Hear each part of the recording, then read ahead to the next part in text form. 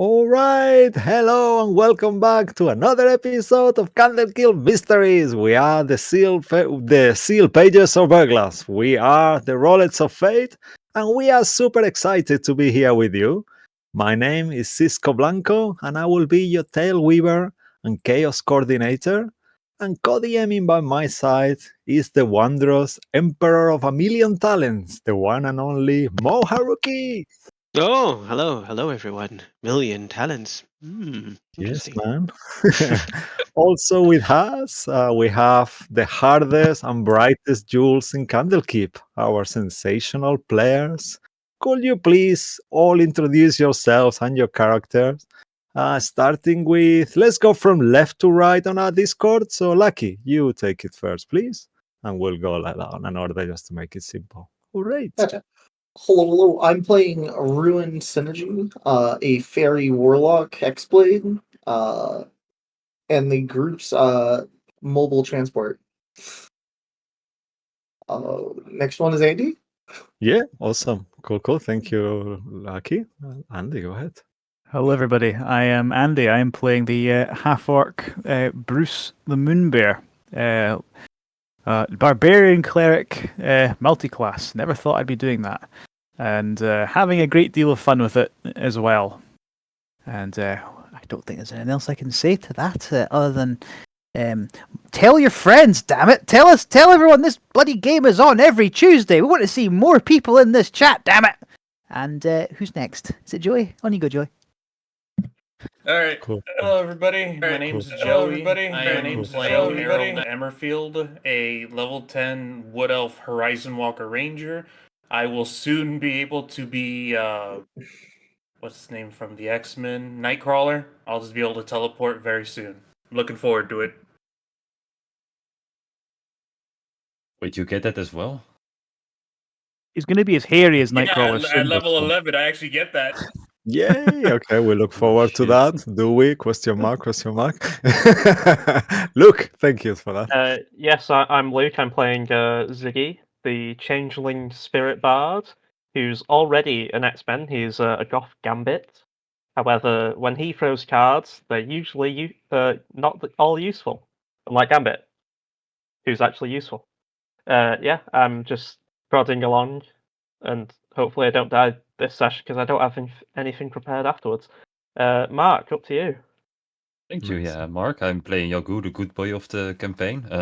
He's the Turtle Paladin barbarian of the group, aka tank number 2, I think. That's according to fake creatures in our group. Yeah.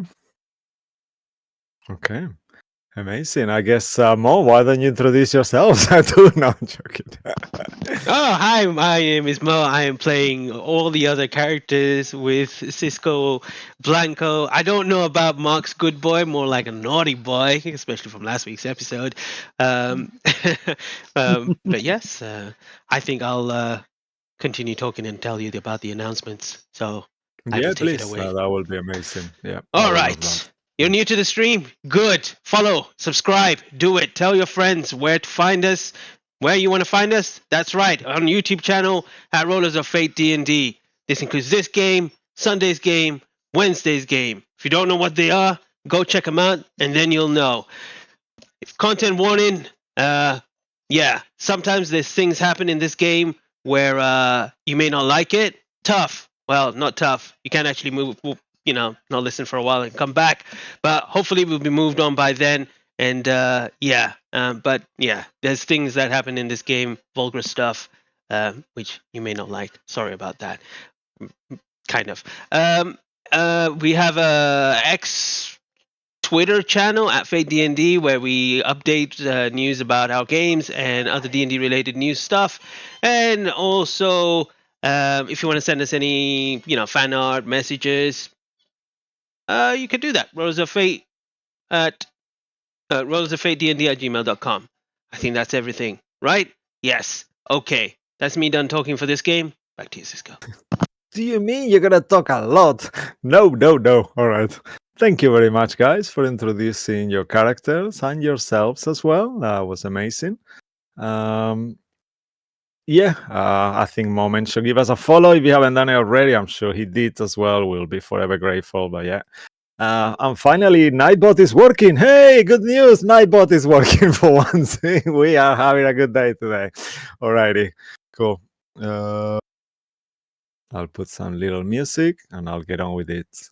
Thanks once more to all of you playing with us tonight and to everyone who's tuning in from home. Please make yourselves comfortable. Just whoop, and settled in, grab a nice drink, and now let's see what mysteries shall be revealed today. Previously, on the sealed pages of Verglas, the cogs penetrated the deep and moist ruins of Ruinor, bravely exploring them all the way in till the end. Avoiding. I'm just starting strong, so You just get it right out of the way. away. No preamble, no foreplay whatsoever. Just like, there we go. Just right in, yeah, no loop, nothing. Avoiding and fighting the numerous ghosts that kept accosting them. More and more, the closer they got to the lower chambers. These ghosts appeared to be mirror images of each other, and as our heroes interacted with them, the tormented spirit righteously accused them of being thieves, as they tried to take over the living bodies, using possession. During the investigation, different golden relics that had been previously worn by the long-dead king were found, as well as weapons and other items. And when collected, the ghosts became even more hostile. Once it was figured out, the party reunited in the throne room. In there, the group met the dwarven ghost king Alaric Runor, who farted ghosts as part of his curse, eventually gathering all such of relics by different means, even using their own third leg. Finally sending His Majesty back to the Nine Hells, breaking the effects of the haunting and keeping a few riches on the process. Yeah, okay, and that was what happened last week. And give me one quick second, I'm getting a bit of music, I'm changing the vibe here completely.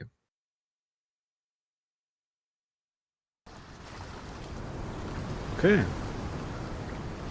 And this is where our story opens tonight. We open in a beach. It's a sunny and beautiful day. The cerulean sky is clear. The smell of wild flowers linger in the sea breeze. The shot moves near these beautiful white rocks covered in moss, close to the crystalline emerald sea waters. In there, you see a tiny red crab with his little pincers, kind of in the air, kind of doing crabby things. And out of the sudden, a seagull flies close by, trying to grab it, as the crab jumps right inside between these crevasse on the rocks. In there, you see also a boy, a sea elf boy. He's got a little one of those little toys that is like a net to collect crabs on the beach. He looks back toward his father and says, "Oh, Daddy, did you see? I nearly got it. Damn it, he went away." And he continues there. We stay on that shot for a bit too long as the boy keeps looking through, running. His father is sunbathing. His blue skin is getting even bluer as he's on this towel on the beautiful sea, white sand. Out of the sudden, the boy slips, and you see as he falls back and hits the back of his head with a rock. Blood spreads all over the rock. His father, still unaware, sipping his beautiful drink. For a second, he looks, Isaac! Isaac! And he stands up starts looking, and he doesn't see the boy at all. He gets running towards the rocks. Isaac, Isaac, Isaac! And then he sees the blood. It's pool of blood on these white, beautiful rocks. Isaac! He kind of like grabs the boy. Are you okay? Isaac! He checks. Isaac is not breathing. In desperation, he looks around, confused. Help! Can anyone help? Starts embracing him, his whole blue skin covered in blood as he holds the head of the boy and hugs him tight. So tight. And as we move a little bit farther away from this shot, we, unaware to him, the boy's skin starts to change, getting darker and darker to a blackened, almost crusty stone-like color.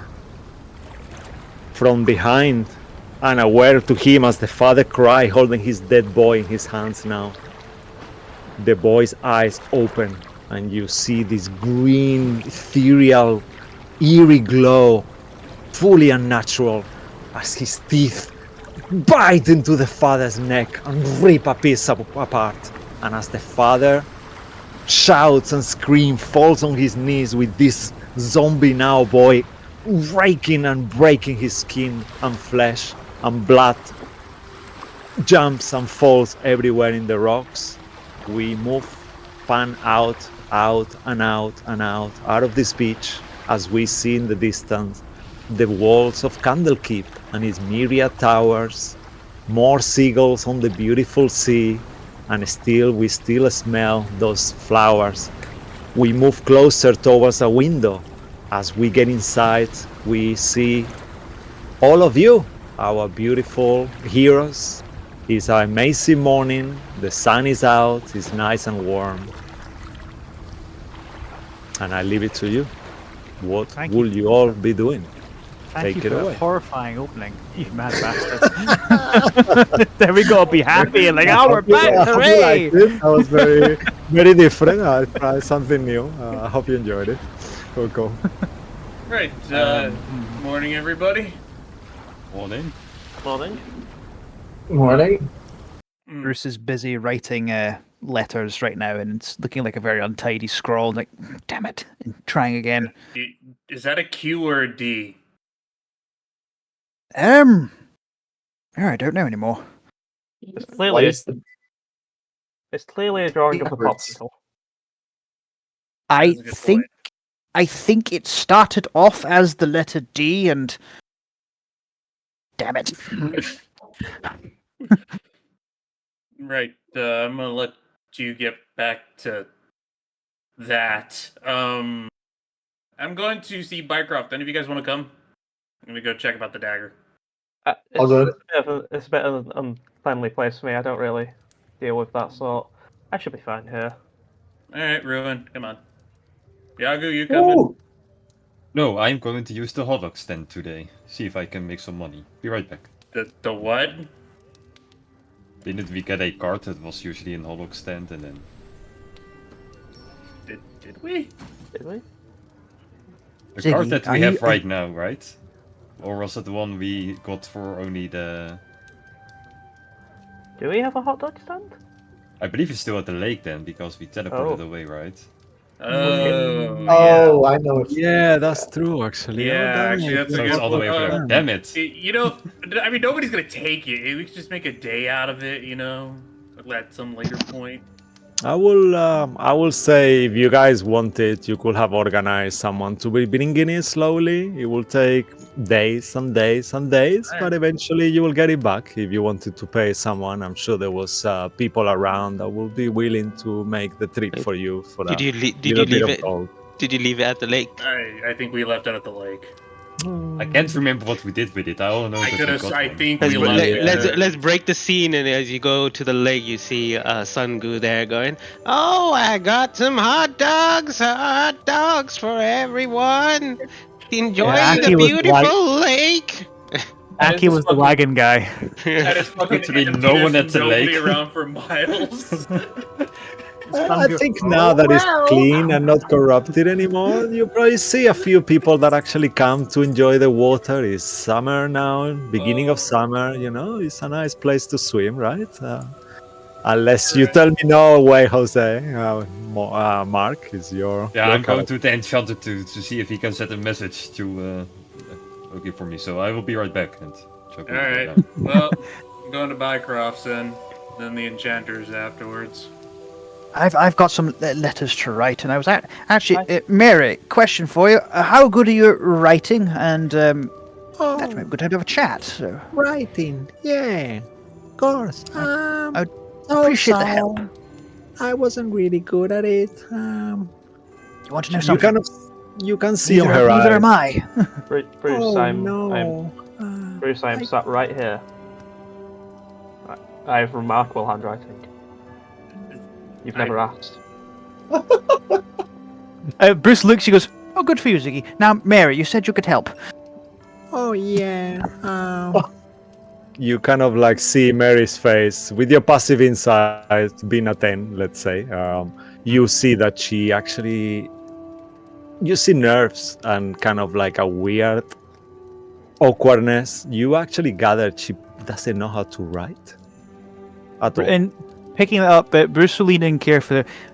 Do you see that massive pile of papers and scrolls behind me? All the ones that are all scrunched up right now. Yeah. That's how good at writing I am. Oh, I mean, damn, you're good. I can read, but I'm not really able to write. I never learn, Well, tell you what. How about we make that something we work on together? Ziggy, I was just japing with you. I would very much appreciate some help if you're not going anywhere. Yeah, I mean, as I said, I'm not going anywhere. Yadu has asked me many a question recently about capitalism and running a business, and it scares me, to be honest. The ideas popping through his head has frightened me. I'd like a palate cleanser. Wait a second, so you're telling me that you're teaching Yagu how to make money and not throw it away? Yes, he's been weirdly interested. I think that odd weapon we gathered has inspired him. Bruce takes out his list. He looks at the names on it. Aki with a little sad face next to it, still at the top, with Yagu second place, Ruin in third. He looks at it carefully. No, he's staying there just now. Not even replace me with Ruin? Do I not get one? He said, you will stay there just now. You will stay at second for now until you've proven otherwise. Anyway, I will attempt to help Bruce and that write whatever letters. But yeah.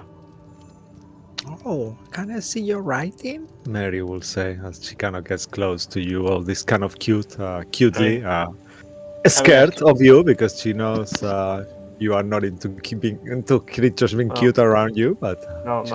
I mean, I suppose you sort of have to, since you're telling me what you want to write. But okay. Bruce kind of puts he goes to put a hand on her shoulder at Camera. She's very small, so it's more like a finger. Thank you for fixing my legs, Ziggy. I would have. I mean, I kind of had to for simple fact of like group cohesion and all that. Oh, you remind me to my old party. A little bit. We were all like you.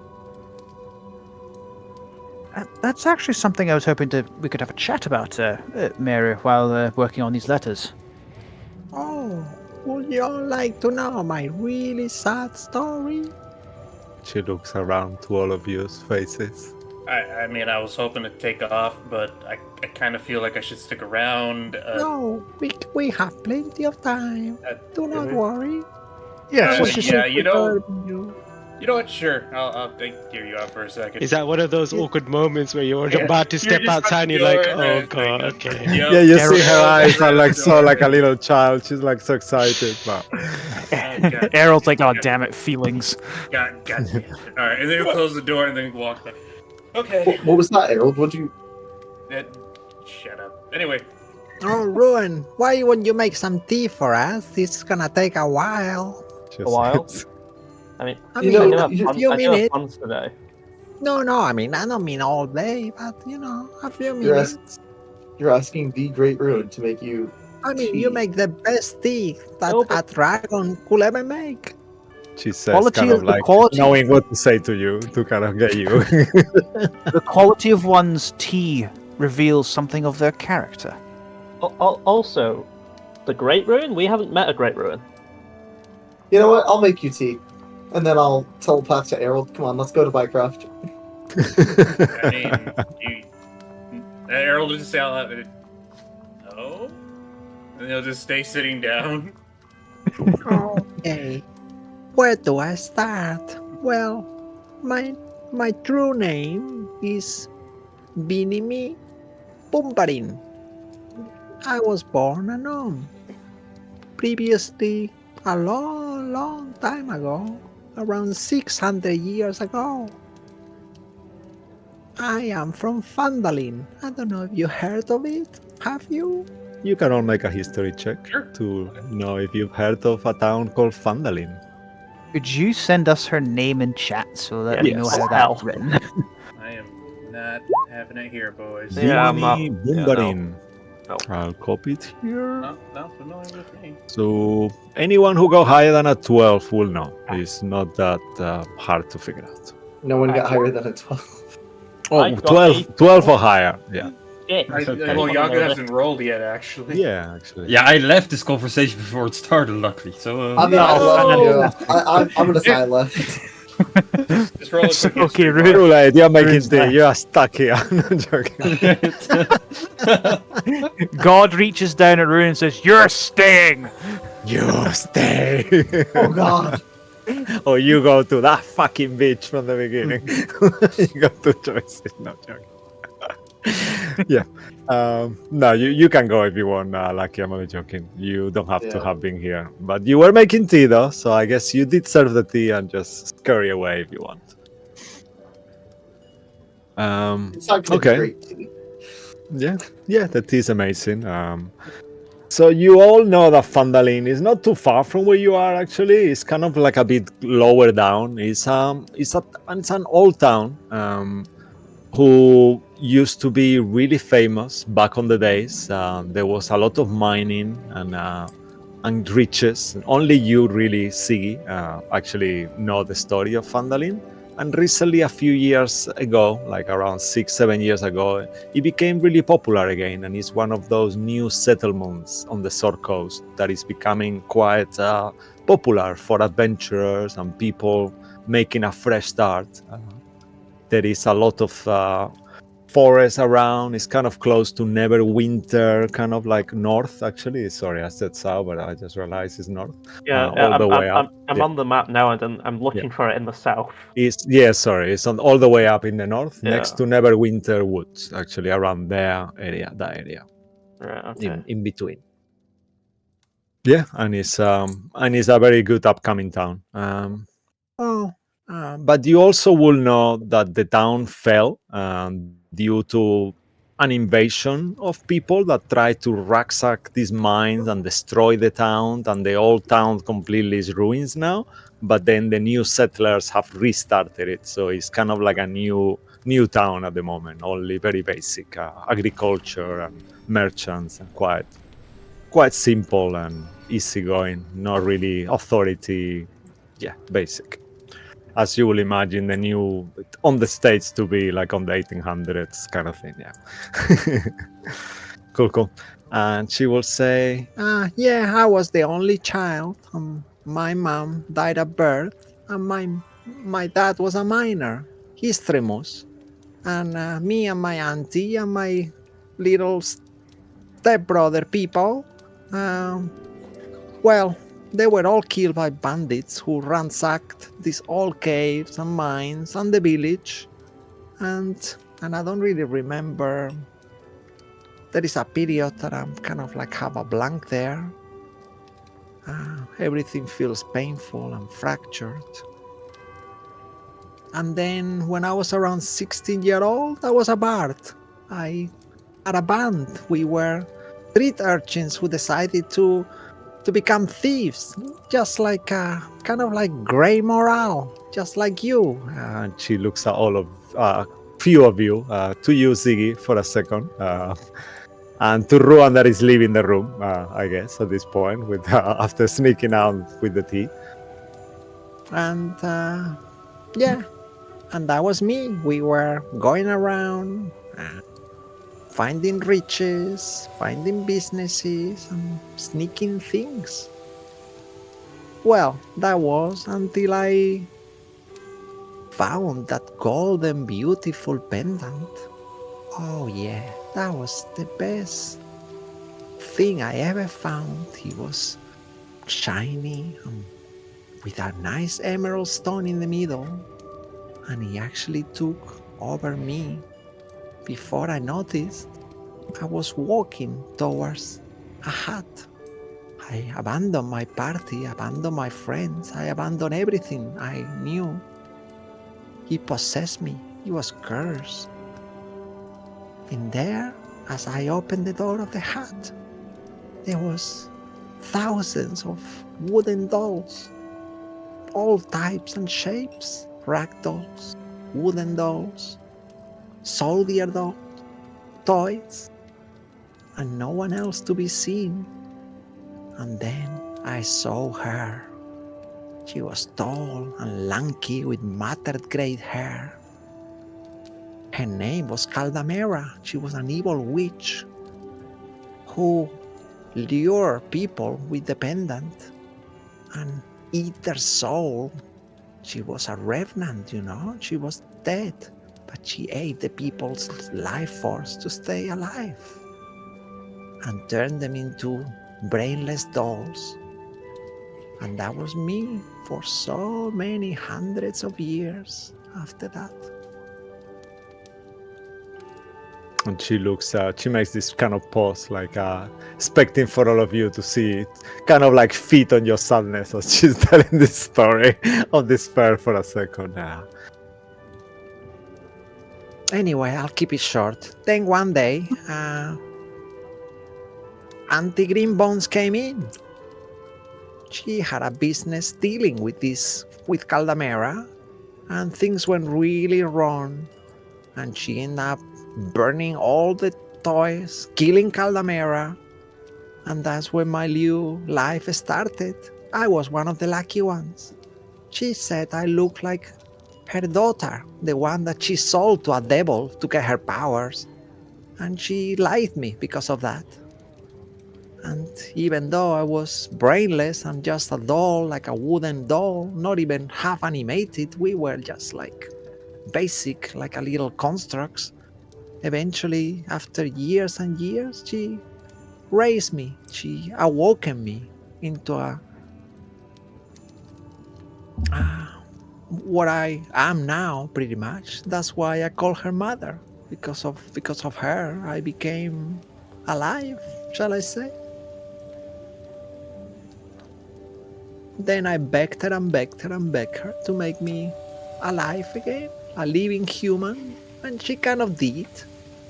For a while, she painted me with one of her beautiful canvases and made a painting of me, and well, and you know the rest. I tried to escape, and she cursed me to be a girl during the day and a doll by night.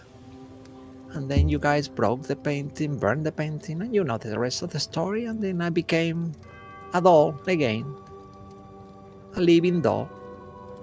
But hey, it's good. I'm so happy I found you all. And she smiles. So you used to be a gnome, and that change happened when you touched a pendant you said with an emerald in the middle? Well, it wasn't straight away, but the pendant kind of possessed me, lured me, and towards this hut. I walked for days and days and days. I completely lost notion of time and everything. And then when I arrived to the hut, the witch I remember, I cannot see it, but I remember her consuming my life force. I start to get like hardened, and shrank and shrank and shrank until I couldn't move. And the last thing I remember is looking at my hands and them being wood and stiff. Do you have any idea what happened to the pendant? No. But I wish no one ever finds it. Sounds like Green Bones and this caldera came to blows, and would it be safe to say this caldera is dead? Yeah. Caldamera, yeah, she Caldamera. killed her. No worries, it's a weird name. Green Bones killed her, she burned her. And I don't know, I mean, like I said, she was only a ghost. Maybe she came back. I don't know how it works. At least she killed her for now, for then. Well, thank you, Bimini, for sharing all that. That being said, do you prefer to be called Mary or Bimini? Because I always assumed your name was Mary. So I was I going mean- to ask that too. I'm lucky to be alive, I guess. Even though Green Bones was really horrible to me and she used me and I was her servant only, I find that I got used to be called Mary. This is a new me, you know. Bimini died so long ago. Well, if you would So prefer to Mary be is called, good. if you prefer Mary, very well. Yeah, it's just Uh, easier. A dear friend of mine once told me that at a certain point in one's life, you get to choose your own name. You're not the Mary who was a slave of that hag anymore. If you wish to keep the name, very well, but maybe you could take a new one that better reflects who you are now. Oh, I mean, But think about it, though. my my mom, I don't know. It's just I feel so bad calling her mom. My true mom, I'll say, the one who died years ago, she named me Bimini. Then my other mom, the horrible one that yeah, she called me Mary. So maybe if you are gonna be my new family, maybe between all of you, you can give me a new name. And you see kind of like excitement on her face as she says that. I think it would be better if you chose for yourself, but give it some time. Don't rush into it. Did you choose your name when you were born? I mean, it will be a compliment for me. I Not- appreciate it, the choice, but I don't know. I- Something gnomish? I mean, the name, my given name, no, I didn't choose that myself, but my title is Moonbear. That's mine. maybe Emily? Emily. Oh, wow, that sounds like a mix between both of them. I love that. Ooh, Emily. Gnomish enough. big brain move from Merrill there. Yeah. Oh, wow. Bmini? Or maybe Emily. just- I like it. Just a spell like this out of character. 1 second. Yeah, sure. Yeah, that works. Oh, Yeah. wow. Oh, wow. Yes, I love it. I don't That's have a really last good. name idea, but any of you guys have thoughts? Or maybe you can come up with that part. I don't even have a last name, so no use there. That's a good point, Ziggy. You don't. Well, then again, You know, orphans and all that. No last names. Yagu. Oh, wait, Yagu's gone, isn't he? Actually, as you say that, Yago, and we say Yago is gone, maybe we go towards cut off our scene right there as we leave that on hold. And Mary's surname stays in the air for now. Mo, why don't you take Yago through his journey? If it's okay. Right. You enter into the courtyard, and you can see to your right, working away, is Bycroft. As is usual, the furnace burning away, and him smacking, metals to create whatever he is creating at the moment. But your destination is just on the opposite side to his workspace, where you see the lovely entrance to the enchanter's shop. You step inside, and immediately you do see the enchanter a little further away from his front desk. But he's really doing something very delicate. It's almost like balancing some sort of different minerals on a weight at the same time, adding a few drops. And as you enter, he hears you, and he goes, "One moment." He whispers one moment to you, and as he delicately steps away, he turns around, fixes himself, and kind of walks towards you. Hello, Yaku. Hello, Enchanter. I was wondering if can you send me a message to someone? Or like multiple, or do you have like one of those stones I saw people use? A sending stone? I do have a sending stone here, but I have the pair, meaning you would have to give this to another person for them to. You see, would you like it? Yes, like you can just talk with each other whenever you want, right? That's the deal, right? I think it is magically immune to work once per day. I have a very short message. I think approximately about 25 words. And then Ooh. the other person on the other side may respond back with the same amount of words as well. How many do you have? Oh, I just have the one, but it is a very, very common thing around. I'm sure if you go to the biggest cities, you'll be able to find a number of. But what are you expecting? Are you making a connection of some sort? Yeah, I need to talk with someone multiple times, probably throughout the day, in the future, for my business plan that I have.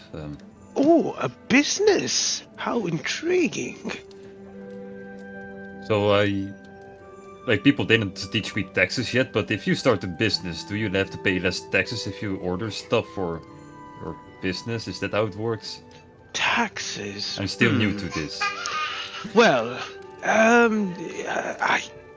truth be told, if you have a business here in Kandlekeep itself, the tax is very low, unlike a bigger city. Normally, in the bigger cities, they tend to be a bit more because they, I don't know, the place you are, depending on where you are settled and how busy and what your business is. I mean, if you do not mind, I'm intrigued. What are you attempting to do? Perhaps I could give you some advice or even assist you if it's anything to do with magical enchanting or anything like that. Oh no, I already got a magical lake. That's what. I don't need help with that, so. Your business is your lake? Yes. Hopefully. How interesting. But you've been there for such a long time.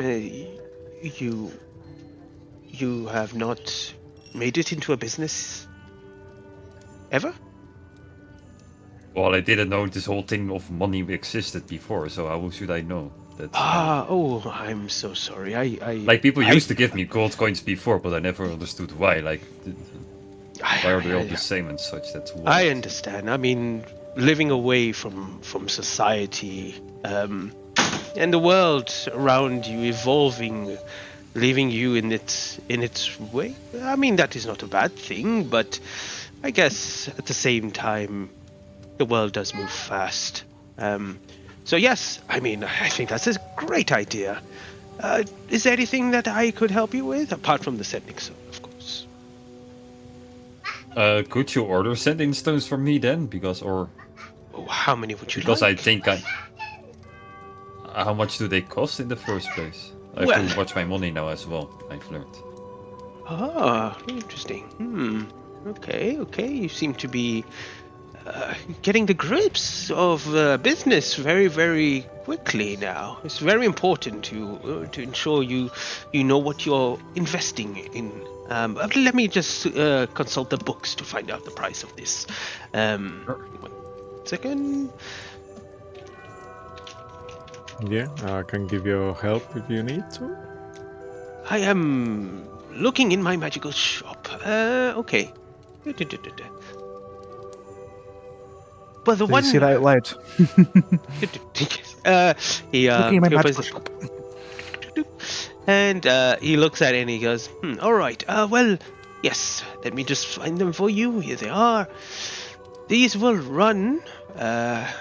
would run you 300 gold pieces, but I will give you for 250 gold pieces. Oh wow, that's way more than I expected. Whoa.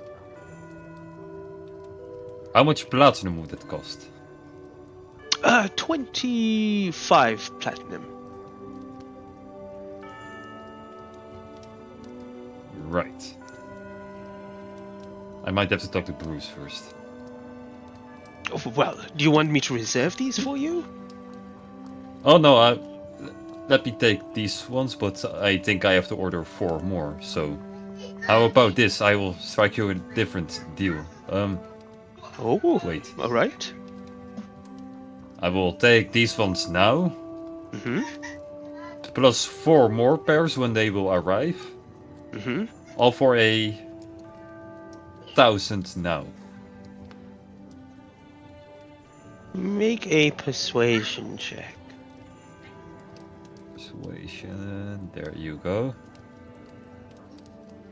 Very convincing, Jaco. Here we go.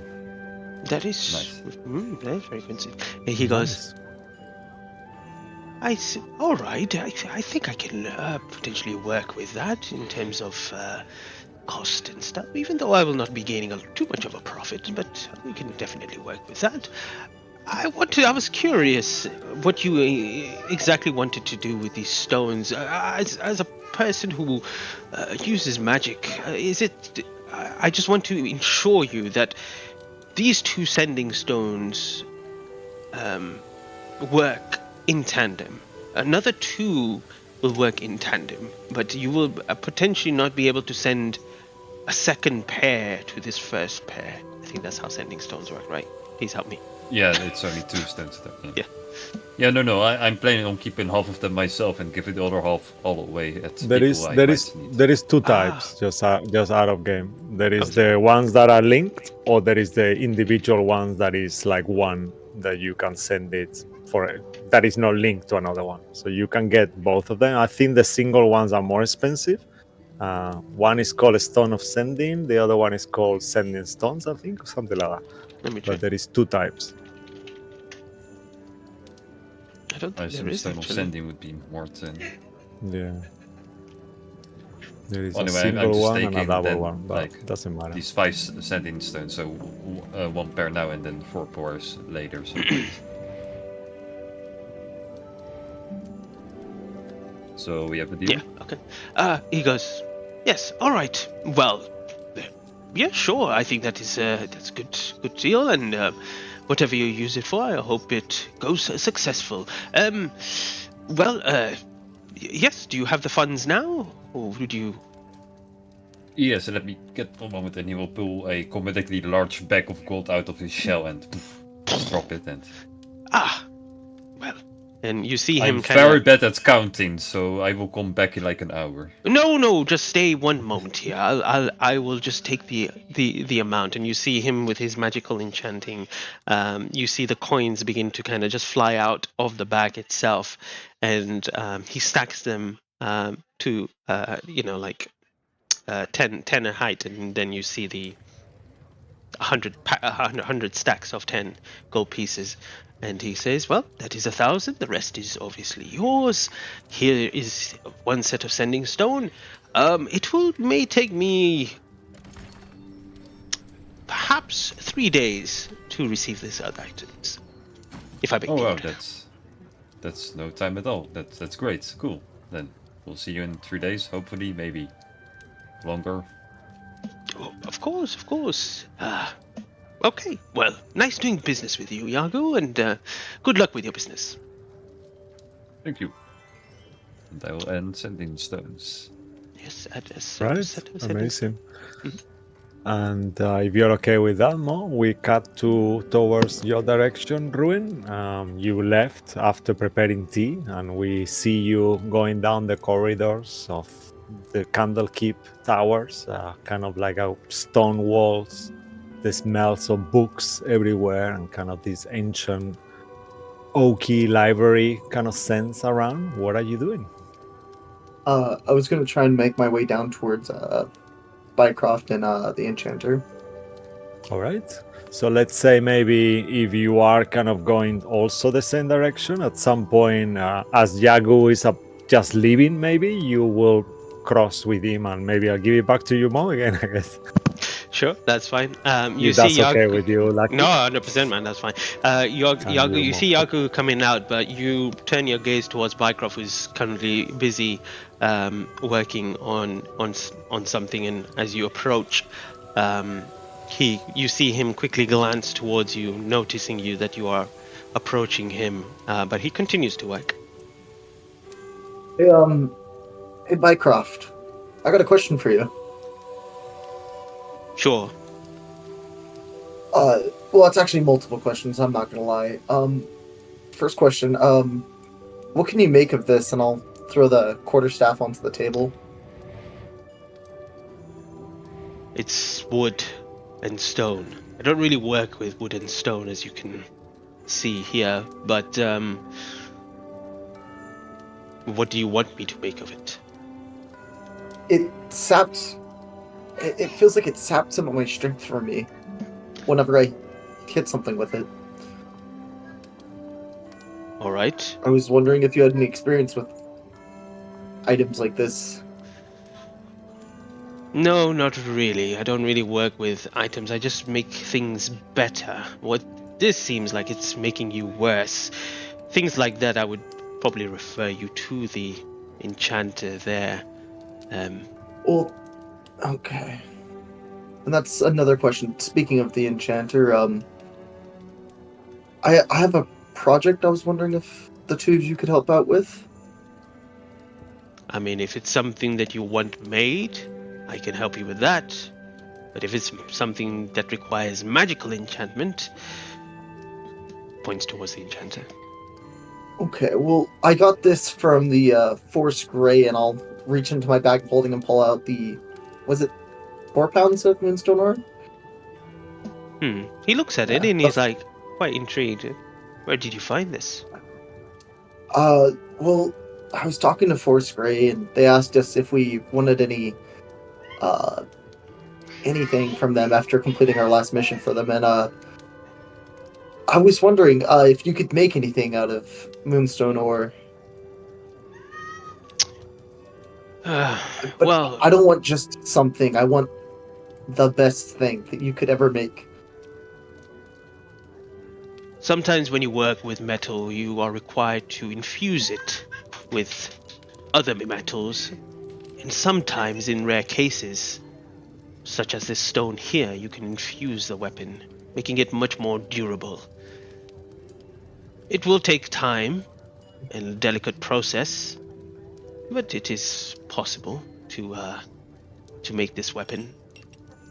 Or, well, whatever you're trying to create, really. Is it a weapon or is it jewelry? I don't know. What is it? So I had this idea, and I'll pull out this like really scratched up piece of paper of a drawing of the weapons, and I'll look at them and point and be like, "What do you think?" It's not a great idea, but it's something. I mean, do you want it?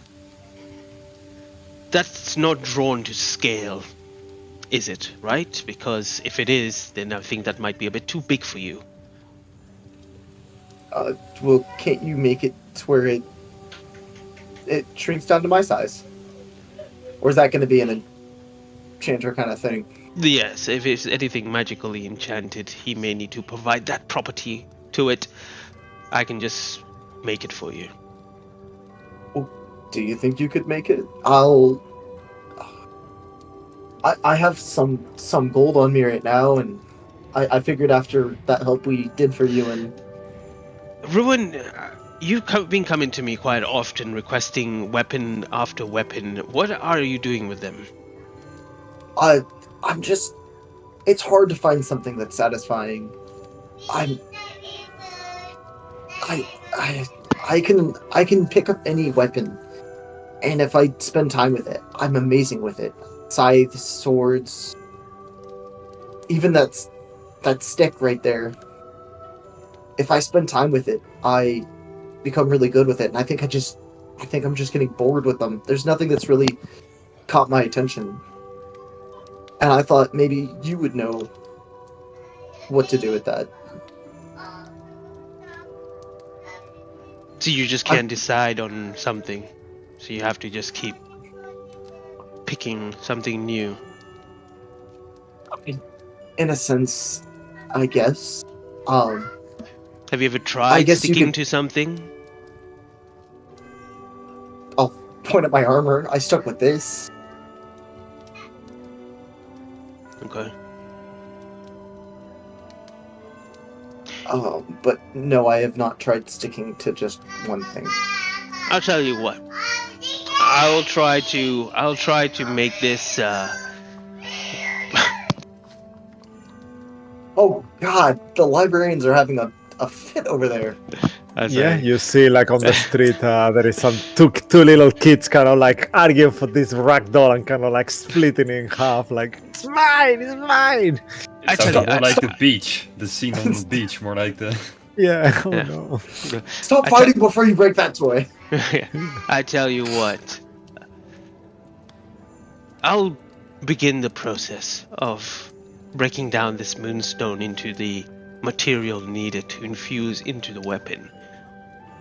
But like I said, this is a much more delicate process.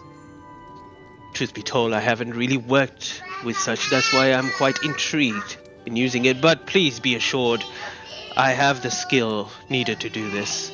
I've been many years with the smith.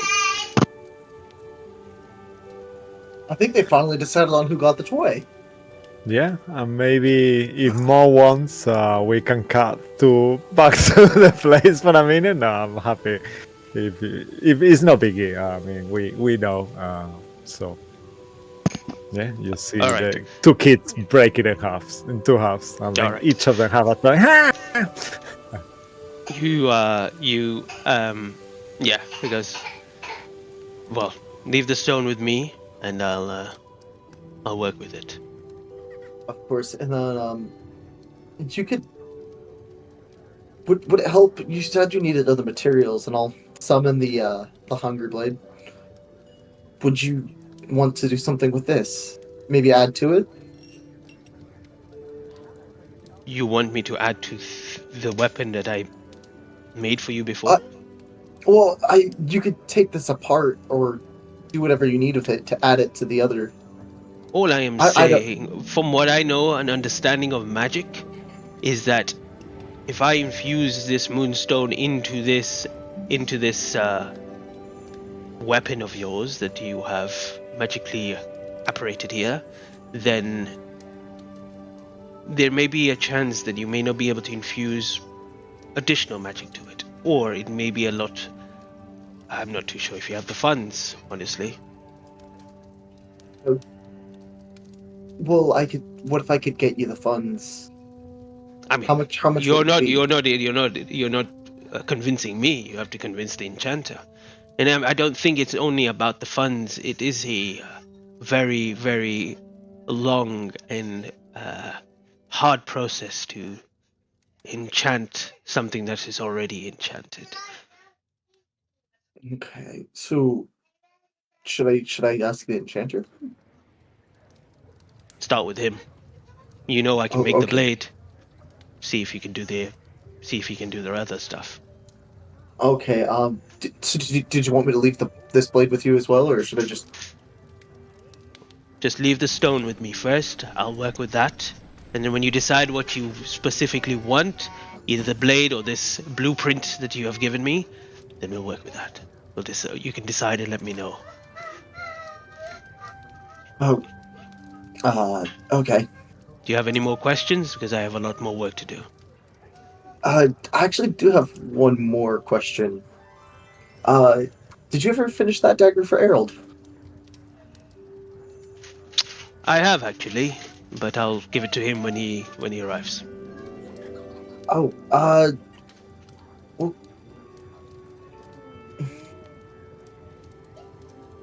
okay. Yeah, that's fine. Sorry, I thought I had an idea, and I don't want to ruin his dagger. Anyways, I'm gonna go speak to the enchanter. Thank you, Bycroft, and you look great today. And I'm gonna fly off. Sure. And he carries on. Ting, ting. You move Alright. over towards the enchanter and enter his shop, and there again at the back he's working on something very, very delicate. You don't know what it is, but he seems to be very, very. And as you flutter in, he hears your wings, and he quickly raises his hand and sensitively moves away from the apparatus and returns back to the counter, and he says, "Ah, Ruin. How can I help you?" Enchanter, it's good to see you. I have a favor. It's good to see it's you. more of a Yes. group project between you and Bycroft over there. Oh, okay. Interesting. I'm intrigued. Please do tell. I was talking to him, and as you know, I'm pretty picky, and I couldn't decide on a weapon, and he's been going through weapon after weapon with me, and I was wondering if you guys could work together on making a weapon for me. He just needs you to enchant it. Sure. What type of enchantment do you want me to attach to a weapon? Obviously, based on the enchantment itself, I will require the components, which I'll have to gather up, and then there will be obviously a cost to devise that, and the more rare the enchantment is, the more expensive it will be, and the more time it will take to enchant it. So, yes. Well, I was wondering, is there any way you could, and I'll pull out the Rod of the Pact Keeper, could you infuse this into the enchantment? And then I just need something that'll make me, more vigorous, like increase my vitality. I mean, we could infuse this item potentially to that weapon. Then that would become potentially your. Yeah, I think that is possible. For an item that would give you more vigor, there are such items that you could acquire that I could potentially search out for you if you'd like. And then as for other enchantments, well, I figured you've gotten to know us for a while now, and whatever you thought would be useful, you could add to it, but I can give you a bunch of materials right now that I've collected over the time, and I'll pull out the quarterstaff. I'll pull out the Hungry Blade. Not the Serpent's Fang. I'm gonna hold on to that. And Bycroft has a bunch of Moonstone ore that I left with him, and I'll pull out the rest of my hoard. Like I'll put like the vision water we got from the Feywild on the table. Did any of this help? I've never worked with anything before. I mean, these are very interesting items that you have acquired, especially this staff. And you see him kind of pick up the staff itself. This is quite strange. I've never seen this type of stone before on it. Just be really careful with it. Last time I hit something with it, it feels like it took something from me. You see his eyes begin to kind of glow, and then all of a sudden he stops, and then he puts it down and says, "This magic is very old.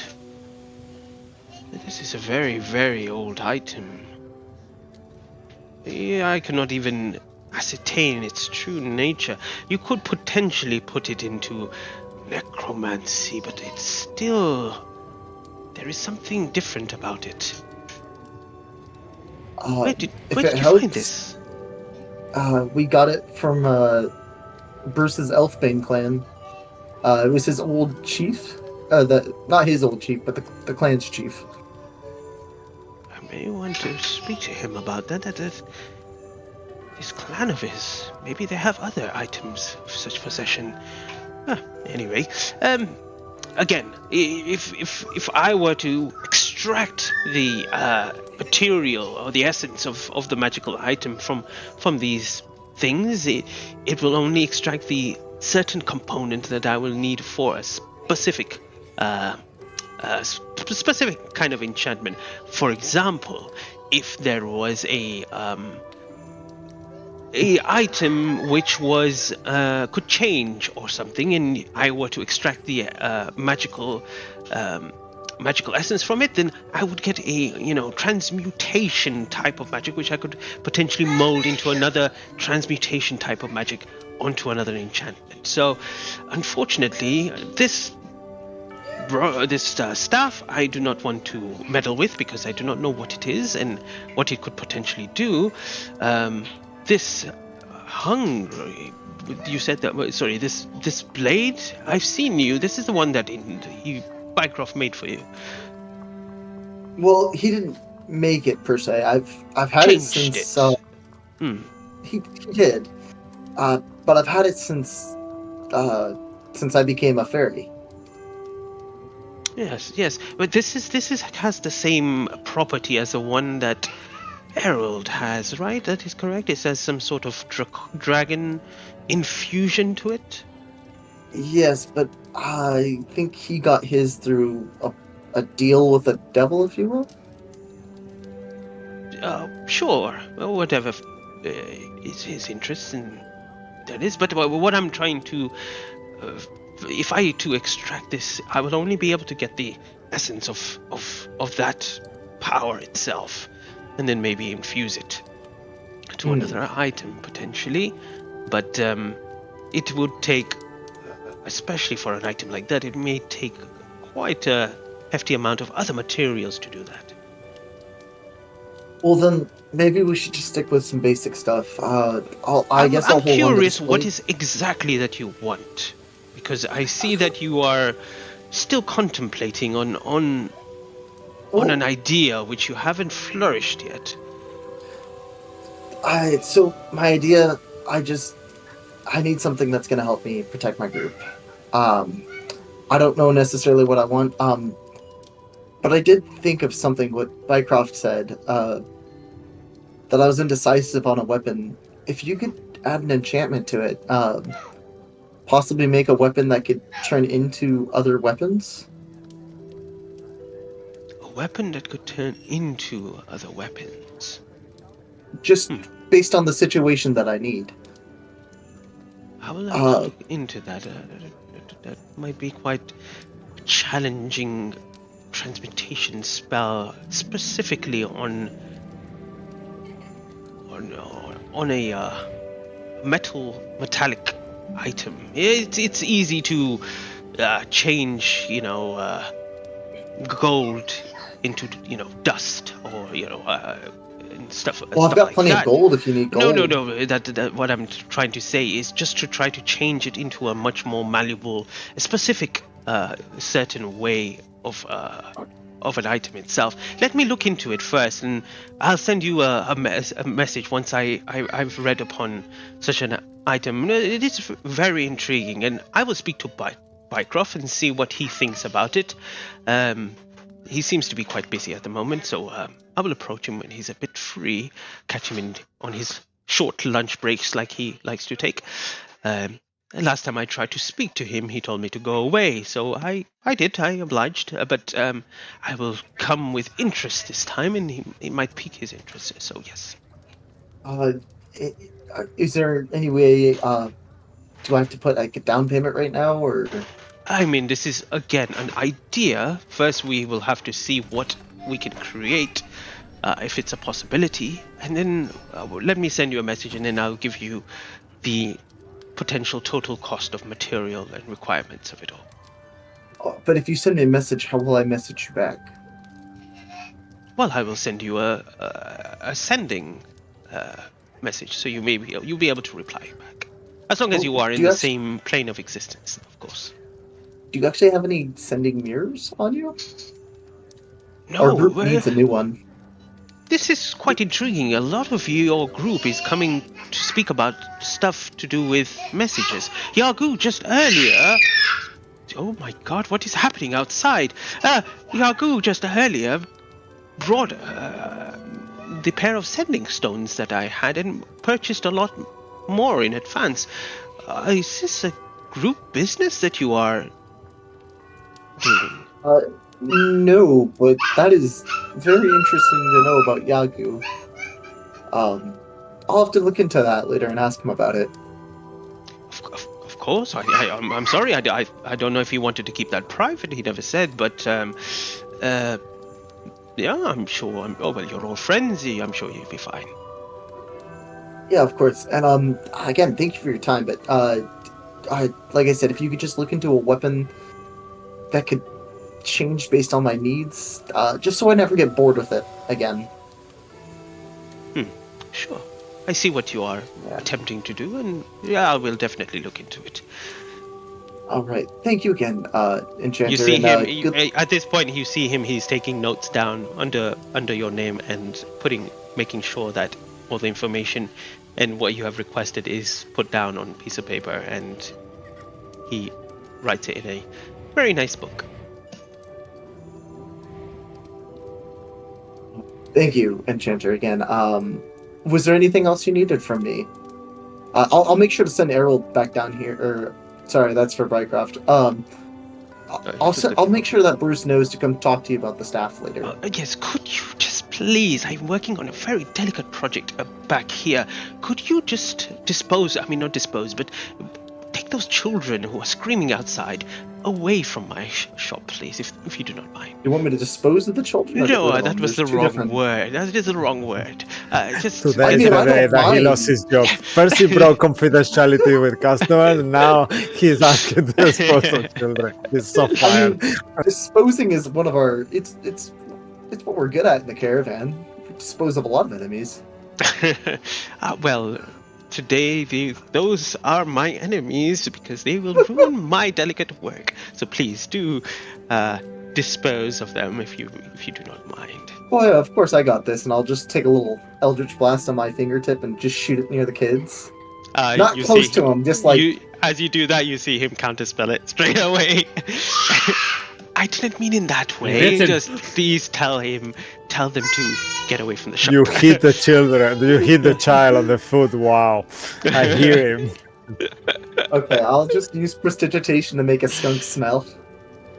Okay. That he knows the spell, so he allows you to do that. And the kids smell it. They just scream and they just kind of run.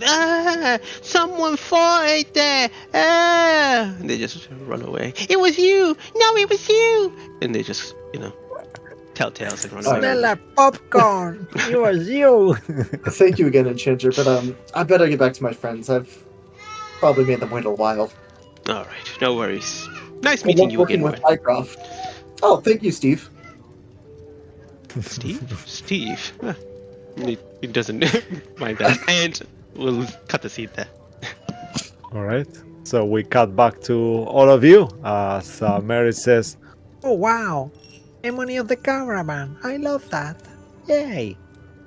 That works. Well, glad we get that worked out. But Bruce, Emily, you guys enjoy your letter writing process. I'm gonna go to Bycroft's. They've taken a bit, but hopefully we'll meet back here and we'll see if we have anything to do afterwards. Well, actually, I lied. I'm gonna go to Bycroft's first, and then I gotta go to visit the Enchanter. I'm gonna see about restocking. Anyway, you guys have a good one. Of course. See you later. Right. Thanks, Arrow. No problem, Emily. And then Errol's just gonna leave. Right, so Ziggy, if you basically, I want to write some letters. It's to Jamie and McDougan, the dwarves. We've not heard from them for a little while. Hope that everything's fine at the mine. I'd like to send a letter to. Wouldn't they potentially be here, or would they still be in that town? Marin. Oh, you can actually, if you want, you can both make history checks. Actually, just why not? Yeah. Oh no. Ooh, okay.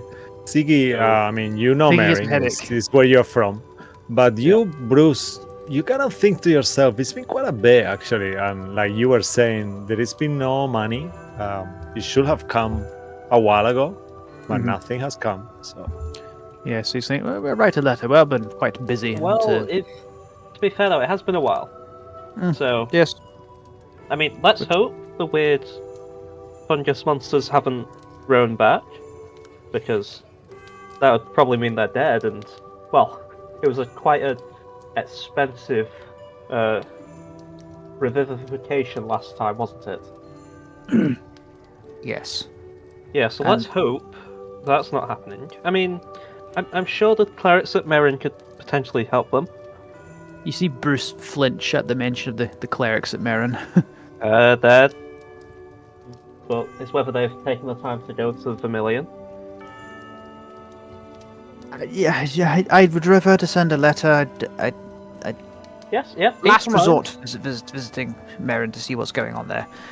And also one to Alfred at the Lockwood Estates, just to ask for an update on how things are going at home, and to fill him in on what we're doing, and just to ask how he and the people working there are doing. Yeah, I'm sure I can write it up quickly. It won't take too long. Thank you. Last one is a bit of a bit more maudlin. I'd like to send a letter to Aki's mother. Right. Okay, we can do that. I can. Any specific language? I mean, I can write it in Halfling if you prefer that, or I can just write it in Common. Either would be fine. If you'd be happy to, if I could dictate and you would continue. Yeah, I can do it. I mean, as I said, I haven't got much plans today. Thank you very much. And I presume we get right in on getting the letters. If they want the doors, just say, hello, how are you? Greetings and salutations. How's business at the mine? Blah, blah, blah, blah, that kind of business. Right. The one to Now, Alfred. How tactful do you want me to say, where's our money? Well, they're dwarves, so you can be quite blunt with them, I'd imagine. They tend to Okay. respect that. Okay, We've not heard from you in note. some time. What is going on? Yeah, I'll keep note. We really need that. I assume it's been raided now, but we really need to replace that mirror. Oh. Yeah. Shit. It's Yes. probably been taken now, but we need to get it fixed. Next But time we'll we're in work- Baldur's Gate. Yes, we'll work on at the very least getting it replaced if we can't retrieve it anytime soon. Yes. And the one for well, you know what to say to Alfred. I've just basically said so. It's more Yes. just Oh. how are you? How's You everyone else can progressing? do just quickly. I'll cut you right there. Quick sec. Ziggy, if you want to make it into a beautiful calligraphy, you can make a performance check. Okay. If you want to be quite pushy with your letter, you can make a persuasion check that will actually be imbued on the letter if you want. Okay. They're Or both even the same. intimidation if you want to go for that. Okay. The dome one. No, sorry. The dwarf one. That'll be intimidation. The others will be performance. All right. So yeah. I'll just roll them both. So the first one. Okay, perfect. That's a 19 on intimidation Amazing. to the Okay. dwarves. I'll write that down. And this may be a low number just looking at the modifier, but for performance it's a 16. I rolled a 3. All right. Yeah. So beautiful as well. Very nice. Perfect calligraphy. Sorry, Bruce. Yeah, keep going. That's fine. And he explains that the last one's to Aki's mother. I have her name here. Vergwin Little Glide.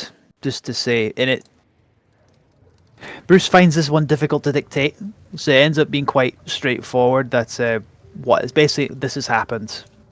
I promise you will get him back. Basically, is the gist of it. Right. I'll And I'll do that as tactful as possible, specifically.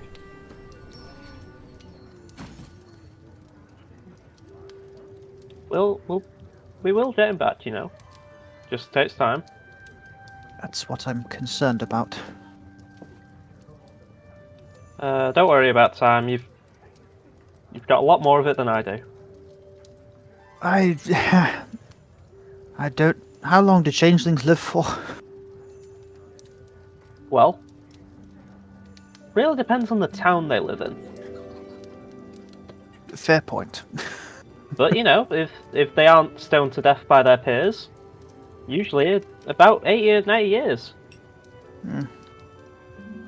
Sadly to say, I'm a bit more familiar with the former than you would Yep. think. No, it happens. So you know. Part of the reason probably- me and Aki kept on moving when we were traveling together. Yeah, I mean, you'll probably make 100. Who knows?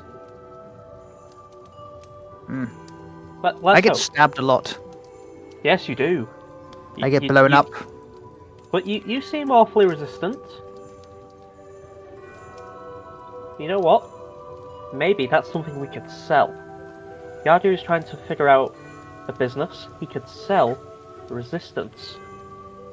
Maybe stab vest.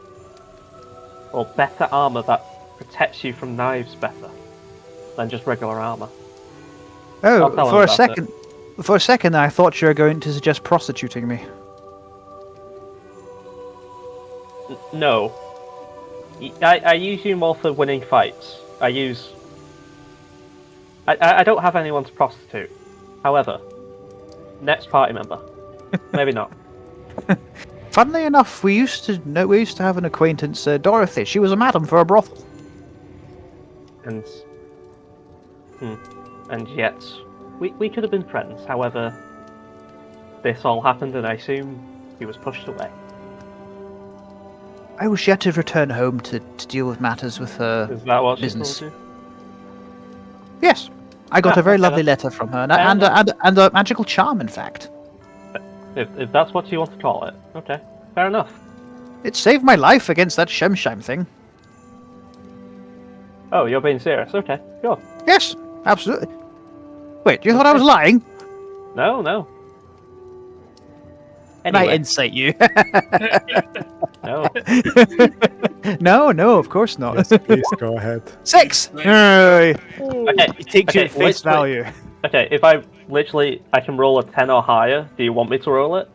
Yes, do it. Because- Fuck it. Go for okay. it. Do That it. one. Okay. You can do it. okay. You can do it in private. You can do persuasion or deception. Yeah, no. you don't need to tell him. Even if I roll a nat 1, it will still be a 10. But a nat one's a nat one, though.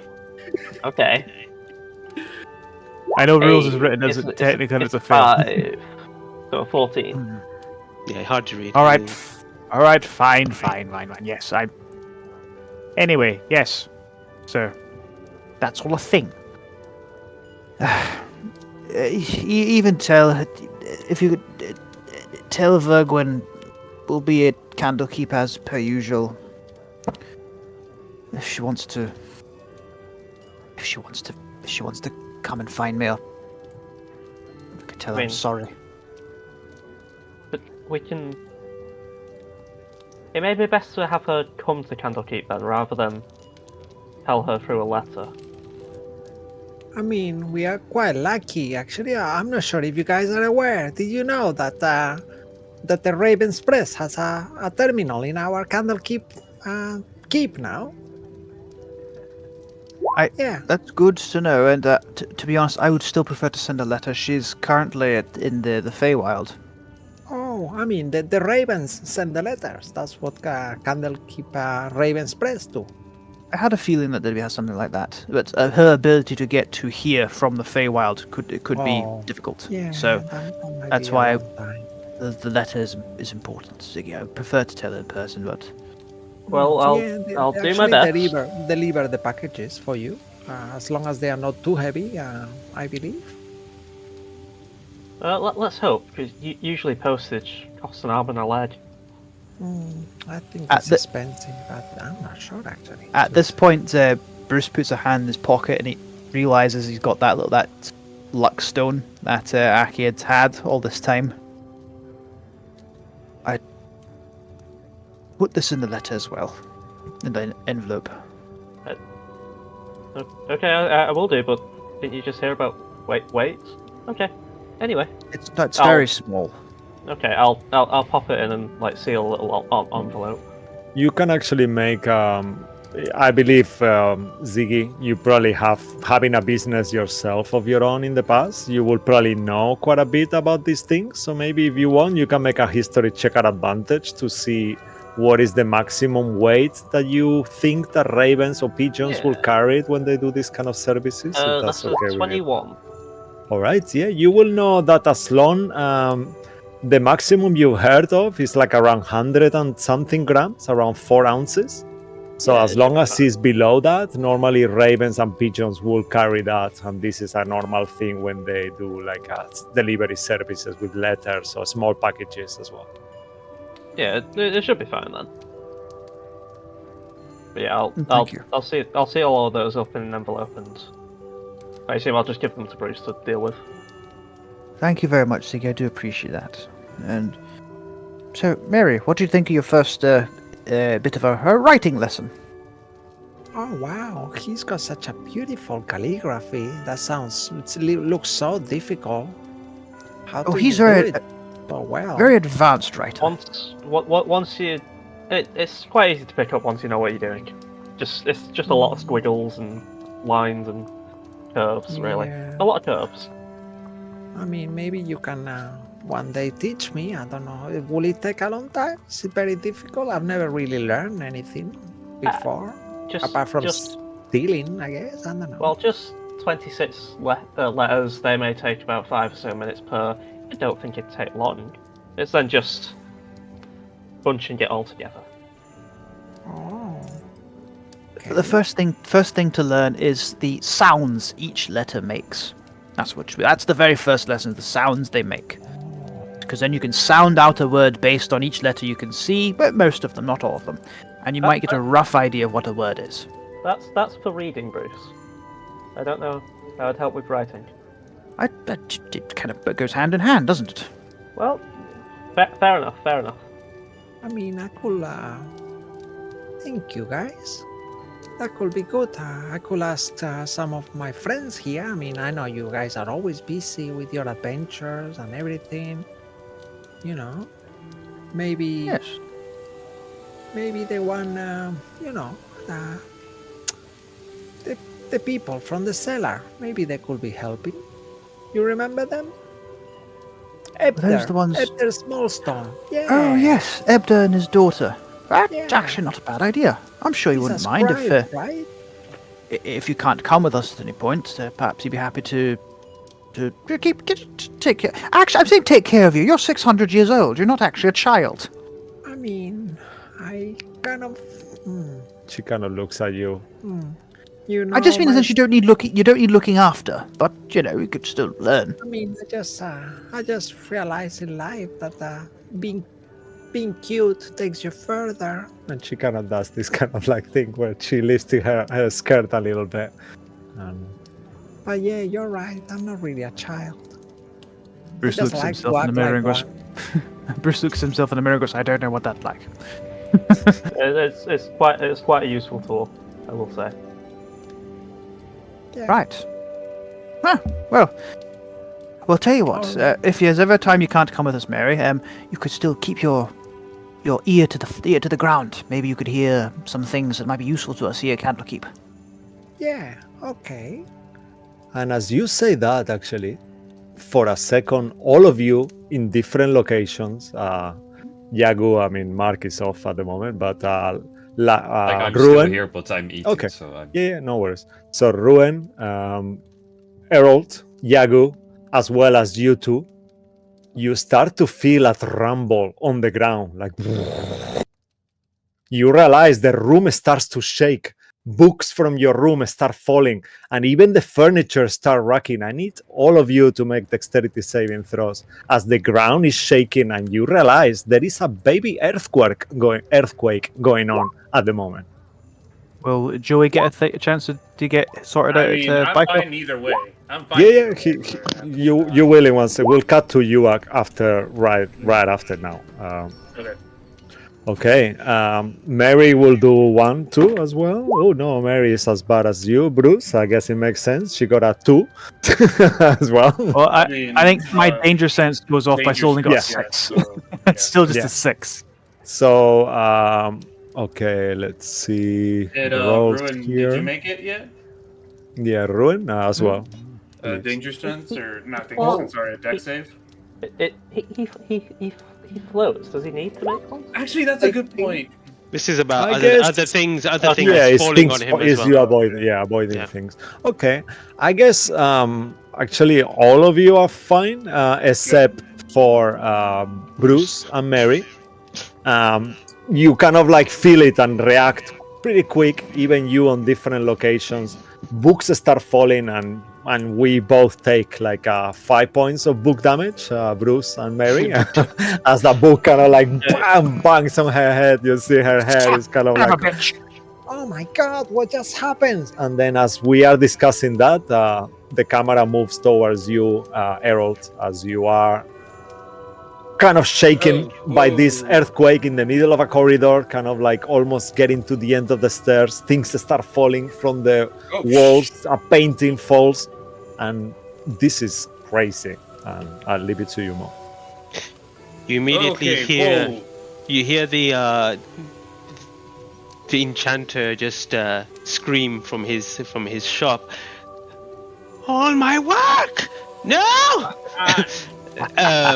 But you see Bycroft there just standing, kind of looking at his weapons and items that are dangling off the thing, just kind of shaking and dangling before they come to a halt. Actually, I'll just one quick thing. As you all hear anyway, retroactively, you can all make nature checks if you want to figure out if you think this is something natural or arcana if you want to figure out if it's something different.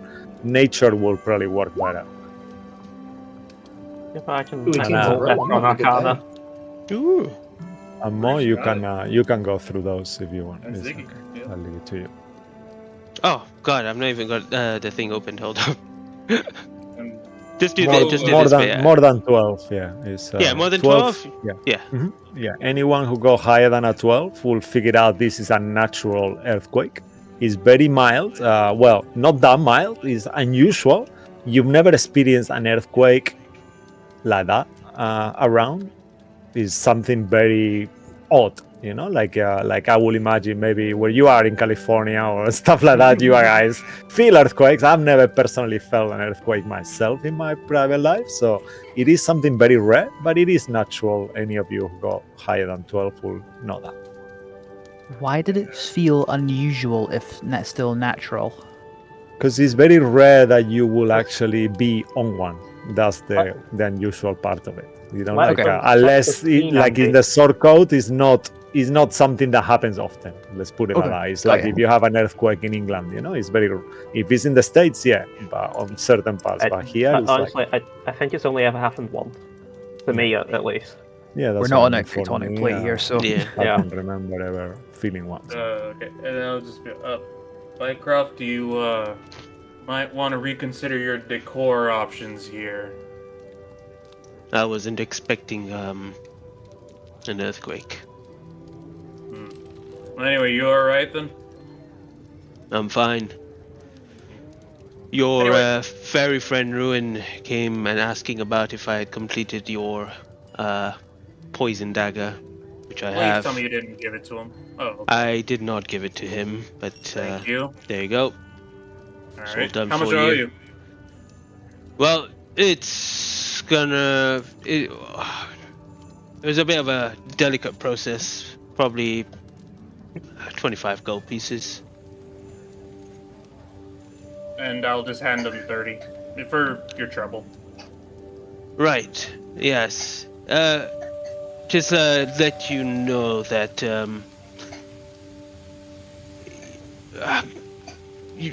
this is now refillable, basically. So once you've used it, if you have other poisons or anything that you wanna concoction that you wanna attach to it, you can do so, and then reuse it and apply it to the dagger. Gotcha. And as far as those concoctions goes, I'm guessing that would be more of the enchanters, what he can do with it. I mean, I'm not too sure he works with poison. You might want to find some herbalist or, you know, someone who works in a That is a fair apothecary. point. Yeah. Or you may find some, I don't know, maybe one of your friends knows what poisons are around or whatnot. I mean, you look like a person that wanders the woods. You should be able to find stuff. Yeah, some druids tend to be very shady. But anyway, thank you, Bycroft. I won't take up too much of your time. I'm gonna go see the enchanter. You have yourself a good one. And as you kind of walk off, he continues to kind of look up to his kind of weapons and then start taking them down. He's like, and then I'm just gonna make it a very quick thing. I would go to where the enchanter is at and say, "Oh, hello, enchanter. You okay? That was a little bit rough earlier." Oh, my work! Oh my god! I did not think that the children outside were causing such a fuss, and now an earthquake. This hours and hours I've spent. Oh, never mind. I'll just have to start all over again. How may I help you, Harold? Just a side note to Joey player. Take your time, Joey, no rush. This is your game, guys. You are not taking time. We are enjoying it. It's amazing. We love you. Harold is also a very fast kind of guy anyway. But Harold's gonna say, right. I was wondering if I give you arrows, if you're willing to make more cold and fire arrows like you normally do. I mean, you do not need to give me arrows, but I have arrows that do. I request arrows, and whatever is in stock that come through, I sell them. Unfortunately, you bought all of them yesterday from me, so I don't have any in stock at the moment. But once I do get a restock of it, I will let you. But if there's any specific arrows that you are looking for, I could potentially request those type of arrows. Easier to find elemental arrows, but if there's anything specific you want an arrow to do, then they might be a little bit more. The radiant arrow you gave me one time, that was very useful. How often do you come across those? They tend to. I'll have to reach out to a cleric. Perhaps he may be able to provide me with the enchanted holy arrows. That's what they call them. To me, it's just radiant arrows, and see if he has any, or potentially could create them. I'll reach out to him and see if I can get them into the next batch. How many were you looking for? Those radiant ones, maybe like 5, just like small, 3 or 5, just to start small. 3 to 5. Sure. Yeah. I did look into anything else. And possibly 5 cold and 5 fire arrows. So just 5 of those 3 elements. We'll just keep it simple. Sure, I'll seek out the fire and cold arrows are a little bit more simpler to find and enchant. So I will look into those as well. Yes. Appreciate your time. All right. Yes. Anything else? Nope. That'll be about it. And oh wait, actually. Lost cause, and he'll pull out the dagger. The poisons that refill this, the cartridges, you don't happen to have any of those, do you? You know how some people use poisons for crafting? Maybe? No, unfortunately not. I do sometimes extract poison magic from things, but not specifically poison substances. Don't really dabble with that, unfortunately. Yes.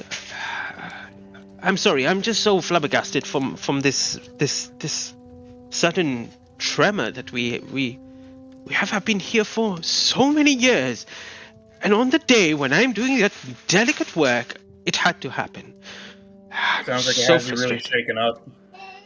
It is very unusual. I will have to go find potentially the first reader and speak to him to see what may potentially be cause of this. Please excuse me. If you need anything, just leave me a little note if I'm not at my shop, and I will look to Precognitive, because already two of your other allies have already. Can you please be quiet? I know there was an earthquake out there. You do not need to scream like crazy. Okay, calm down, child. Calm down. He's not going to stop. No, okay. He's excited of this tremor. Hopefully there won't be another one. Anyway, I will just go and yes, yeah. Like I was saying, 2 of your friends have come through, so your other friends may potentially want more items. Please tell them to leave a note. I may not be at my shop. But yes, nice meeting you, Harold. I will see you later. Can someone please take this child? Yeah, you see, and Harold's just gonna leave as fast as possible, just like that awkward fast walk, you know? Yeah, you see a woman kind of coming on the hearth. Here you are. I've been looking for you for ages. Where were you? And there is like this child there on his own, just going crazy and playing with things that shouldn't be playing, and moving things that shouldn't be moving around the shop. As you exit into the court of air, you see lots of people are actually looking. You see this kind of mesmerizement going on people's faces. Like I said, it's something quite rare and could happen, earthquakes happen everywhere, but you see like lots of people are starting to kind of like move in different directions towards with purpose, kind of like you see about kind of like going different places, and there is quite a lot of movement where before everyone was quite relaxed around. Also, all of you who have been going around different parts of Candlekeep today have noticed quite a lot of influx of students and people that look a bit out of place, almost like there is something else going on too. You see different scribes and arcane users and different people who seem a bit out of place, looking around like they don't have the maps like a tourist will do, but you can see that they are here for a reason. Maybe it's that sometimes it happens in Candlekeep, there is exchanges and things, workshops and different stuff like that to do with the library itself, and you feel that today is one of those days. Also, Errol, as you pass by the hearth, you hear as well that there is some games going on, like card games and dice games. You hear quite a lot of noise and ruckus going on. There is like a person with a mic, kind of like a magical mic style thing. It's like a big shell that is like talking into it, and it's some kind of games going on. And there is a lot of people kind of playing different card games and betting and things like that. Quite an active day today. Anyway, and Errol's gonna try to make his way back to the rest of the group where Bruce and Emery were, and then just walk in and say, you guys alright? There was a little bit of a weird tremor. I was. I If was it's completely okay, fine. everyone reunites at this point, Ruin, unless Yagu as well. All of you kind of like convert into the room as well. I was completely fine. Bruce, however, fell on his arse. Oof. Was quite the sight. That sounds pretty painful. He's Wasn't rubbing his that- head. Ow! Was that loud noise I heard? Yeah. Very funny, Tiny. As a floater, you don't feel that shit. Yeah, it was actually pretty scary going into Bycroft. You know, he keeps all his weapons hung up on the walls and ceiling. Very terrifying after. Oh, you went to Minecraft as well. Yeah, I did. And, I mean, Ruin, I'm gonna assume you did it out of goodwill, but thank you for asking about my dagger. Yeah, I wanted to make sure it was finished and let you know. And Bruce, thank you for reminding me, Earl. I was supposed to get Bruce. The Enchanter wants to talk to you later about the quarterstaff we obtained. All right. I'm sure. Well, I'm happy to have a chat. And look, by the way, I got that joke you made. That was very funny. But, yeah, lots of swords and axes. Didn't really think about how that tremor would make it into a death room almost. I mean, he probably didn't expect tremor. That's exactly what he strange. said. Yeah, I mean, it's not necessarily something I'd expect in this area. I mean, that's not the only thing that's strange today. Have you guys noticed the influx of the crowd coming in? Yeah, there's a lot of games going on, which is weird. Oh. It's like they're having a festival or something outside. I don't Were you get talking it. about the screaming kids down there? Oh yeah, I heard them too. I don't know. It was weird. You know, I tried to get rid of them at first, but the Enchanter stopped me. I shot a little blast at them, and then, not at them, but like near them. You shot at You children were and trying to shoot at children, Ruin. you're wondering why people were frightened and tried Well, to no, stop that's you? not what scared them in the end. In the end, I just put a little skunk spray on their shoes. Well, that's certainly better. But Ruin, That I've is seen the blast you can shoot.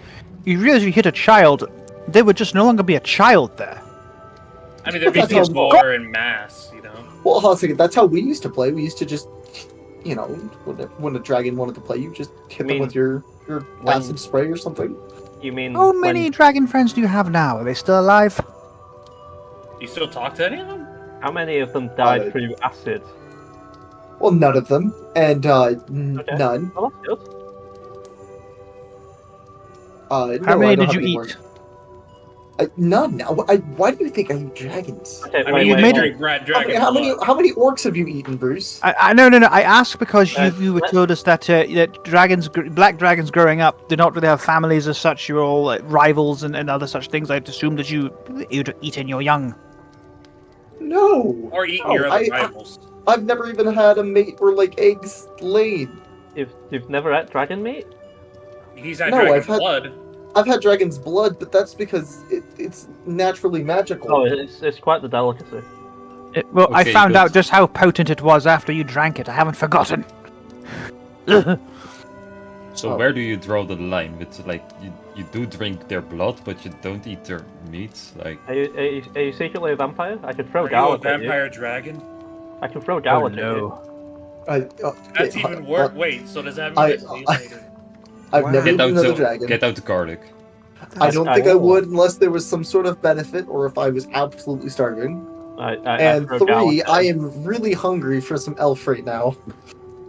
See, the cannibalistic tendencies are already setting in. He's equipped with vampirism. I chucked a garlic clover at him. It's about, I don't know, how much time has passed since Viggy Errol we met just the gets party? out a wooden stick and a regular dagger, and he just starts trying to sharpen it into a little bit. You That mean, begs an interesting question. If Ruin, as he is now, was to eat Errol, I don't think that would be cannibalism. It actually wouldn't. It would just be a dragon eating an elf. He's currently a fairy. A fairy eating an elf. Yeah. I could possibly change into a dragon right now. Do you want me to? Let's not. How big The is this room? Also, the last dragon that was in Kandlekeep didn't end well, Yeah, that is a good point. and she is currently, from what I've been told, Actually, have you Ghost. spoken to Yeah. her? Ruin? I haven't actually. I remember you told me about her, but then I forgot about her. What was her name again? Don't go down there unless you have something to add to her hoard. She likes books, although she might be open to a story that you could just tell her verbally. But I'm not. I've got I've plenty been. of stories. As for Tell you what, books- if you ever want to go down, come with me. We've built up something of a rapport. I've been down a few times. Her name's Miriam. Wow. Do I know of Miriam at all? Make a history check to see if you know any Miriam dragon from Oh. your own life. Can I Either- fish for dragons advantage because know it. it's dragon history? I will give you Bruce- disadvantage because your memories are very obscure, but let's just Bruce keep it as a does straight know the roll, story. if it's okay. Bruce knows the story. You can just tell him if this all 20? fails. So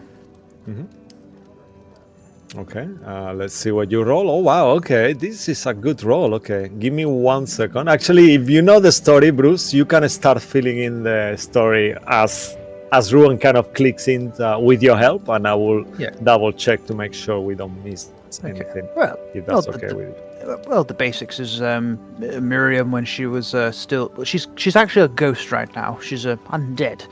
But when she was still alive, she actually attacked Kandlekeep a number of years ago, centuries ago. The wizard that stopped and then bound her into the catacombs as a guardian, well, he died, and no other wizard since then has been able to undo the binding spell. So Miriam lived and died in the catacombs of Kandlekeep. The binding spell continued, and now she's bound as the guardian spirit in the catacombs, and she accepts books as additions to her hoard that she guards now. Yeah, Maybe- and as Bruce tells you this story, this makes sense to you. How old are you, Ruin? Actually, that's our first he'd question. be around 300. 300 years old. Hmm. Okay, so you are a very young dragon.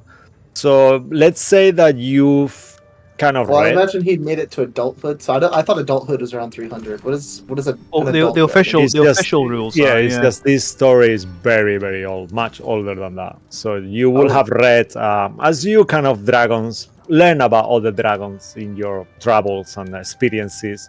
You did hear you did hear about this Miriam story happening around 1,500 years ago when she broke into Kandlekeep. So Oh. it's kind of like a tale that dragons tell other dragons of being careful not to break on the wrong places because you could end up like Miriam. So it's one of those kind of stories that go Ooh. around. Great tale. Yeah. So I wonder and if we could you, ever free Miriam.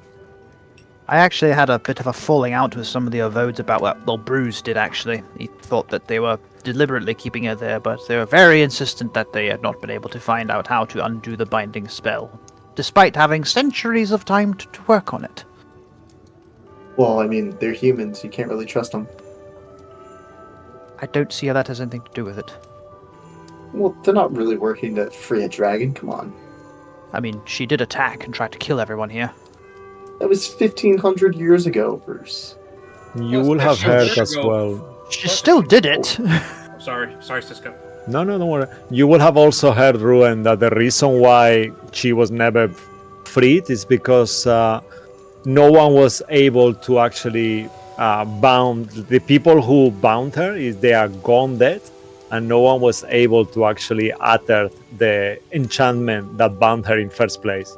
So now it's very hard to actually do it. But you go, Joey. You know, if two things. One, if she were to be let out, where would she go? I mean, she's a ghost, so it's not like she could really enjoy any of the mortal things, I guess. And she kind of built a life for herself here at this point. And two, It's not really a Maybe she life, would move Errol. on. I'm inclined to go with Ruin. I think she would probably just discorporate, perhaps. well, Well, okay, you know- Bound this world. You know there's an afterlife for the dragons, right? I mean, technically, there should be an afterlife for pretty much almost every living thing, but If, Again, Are if you that, not familiar with Noel? that sounds like you've made it up on the spot. Noel, he's the dragon god of death. I think most dragons are gods of death, as in they kill a lot. he Oh, actually thank you, I does have a appreciate good that. point. But also, I said dragons. if Oh, who is if the god of death? Mary will if ask. if she was bound here by a spell, what if someone tried to bound her someone else and then undid that bounding spell? Presumably you'd have to be more powerful than the wizard who cast the initial spell. Yeah, I heard it was an archmage who did it, a very powerful archmage, and her punishment. She destroys so many irreplaceable books and killed thousands. Well, not thousands, hundreds. Oh, Well, we don't know what she did her a few. entire life. She might have About. done. I mean, could it could have been self-defense. Well, we could always just ask her later, but for now, I mean, a lot of people are playing games outside. Do you guys How many? want to go and play games with them, or you guys have any other ideas? games. I mean, games do sound fun. I guess we could we pop could go down. explore. They got some like cards. They got a guy screaming in some shell up there. They got some dice. Oh, wow. Oh, okay, cards. that's awesome. Which kind of Maybe- Mary ahead, clings to Anton. you, Bruce. Kind of tight. Oh, shall we pop on down then? Sure. Maybe we could see about getting you some new cards, Ziggy. Errol, I vaguely heard Errol say something about cards down there. What's wrong with the cards I have? My I- cards are connected to the fate. Well, I figured you'd want more cards to add to your cards. Yeah, Don't these you are collect playing cards? No, Like how? I don't. So cards aren't your hoard? no. What do you collect? I don't have a problem like you do. I don't collect much. It's I not a collect. problem. You can quit. You can. I can quit whenever I want. What are you implying? Watch, pull out a gold coin right now. I won't take it. I promise. Bruce pulled a gold coin I- in his hand like this. I- I'll and right just- hand the gold coin out of Bruce's hand. I'm I- clinging I- it, so I- so I- you I- obviously. It's like this. I attempt. I can do pull more than out- 10 pounds of force with my grip, Ruin. I attempt to pull out one of Ruin's gold coins. No. Oh no, he's Yes, distracted yes, by yes. Bruce doing How- the tug of how war are with you his gonna- coin. How are you gonna? Are you trying to mage hand it? No, I just grab you. You see, I'll I've got fucking him. touch Ah! you. I will touch. You were With what now? weapon? With what weapon? Oh, I still have the hungry. Oh well. I I suppose will. I won't. I will fucking cut you. I'll use Mage Hand then. a counterspell. Ah, shit. Aren't you distracted by me doing the tug of war with the coin? No? I've So, got I a think- passive. Okay, just do a stealth check, I guess. or Did sleight you of hand, did you whatever just want. cast counterspell? Well, if I notice it, just go and do your sleight of hand, I guess, if you want. If you're really gonna go for it. If Yeah, versus. just for you, Ruin, if you, I mean, you are unable to cast spells quietly, especially in front of you. So if you want to cast a spell, you can cast a spell.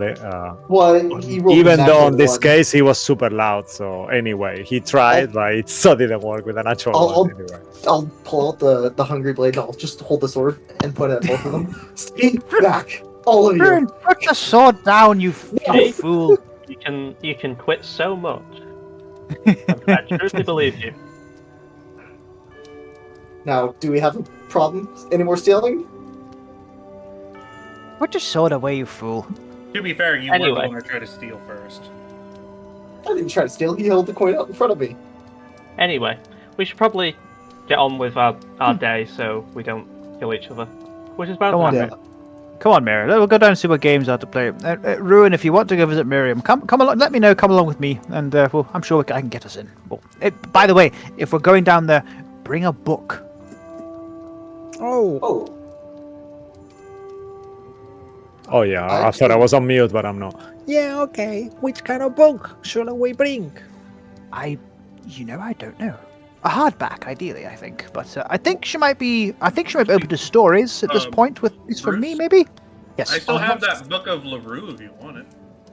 Ooh, oh. that's a good point. Does someone still have the book from the last adventure we did? From the crew? I think I gave That's that the book over of to- LaRue. Oh, that's the book. Oh, I'm sorry. I didn't know. Of our level, like of our the one I made the For some reason, I thought Well, Ziggy had that. I'm sorry. no, I took it.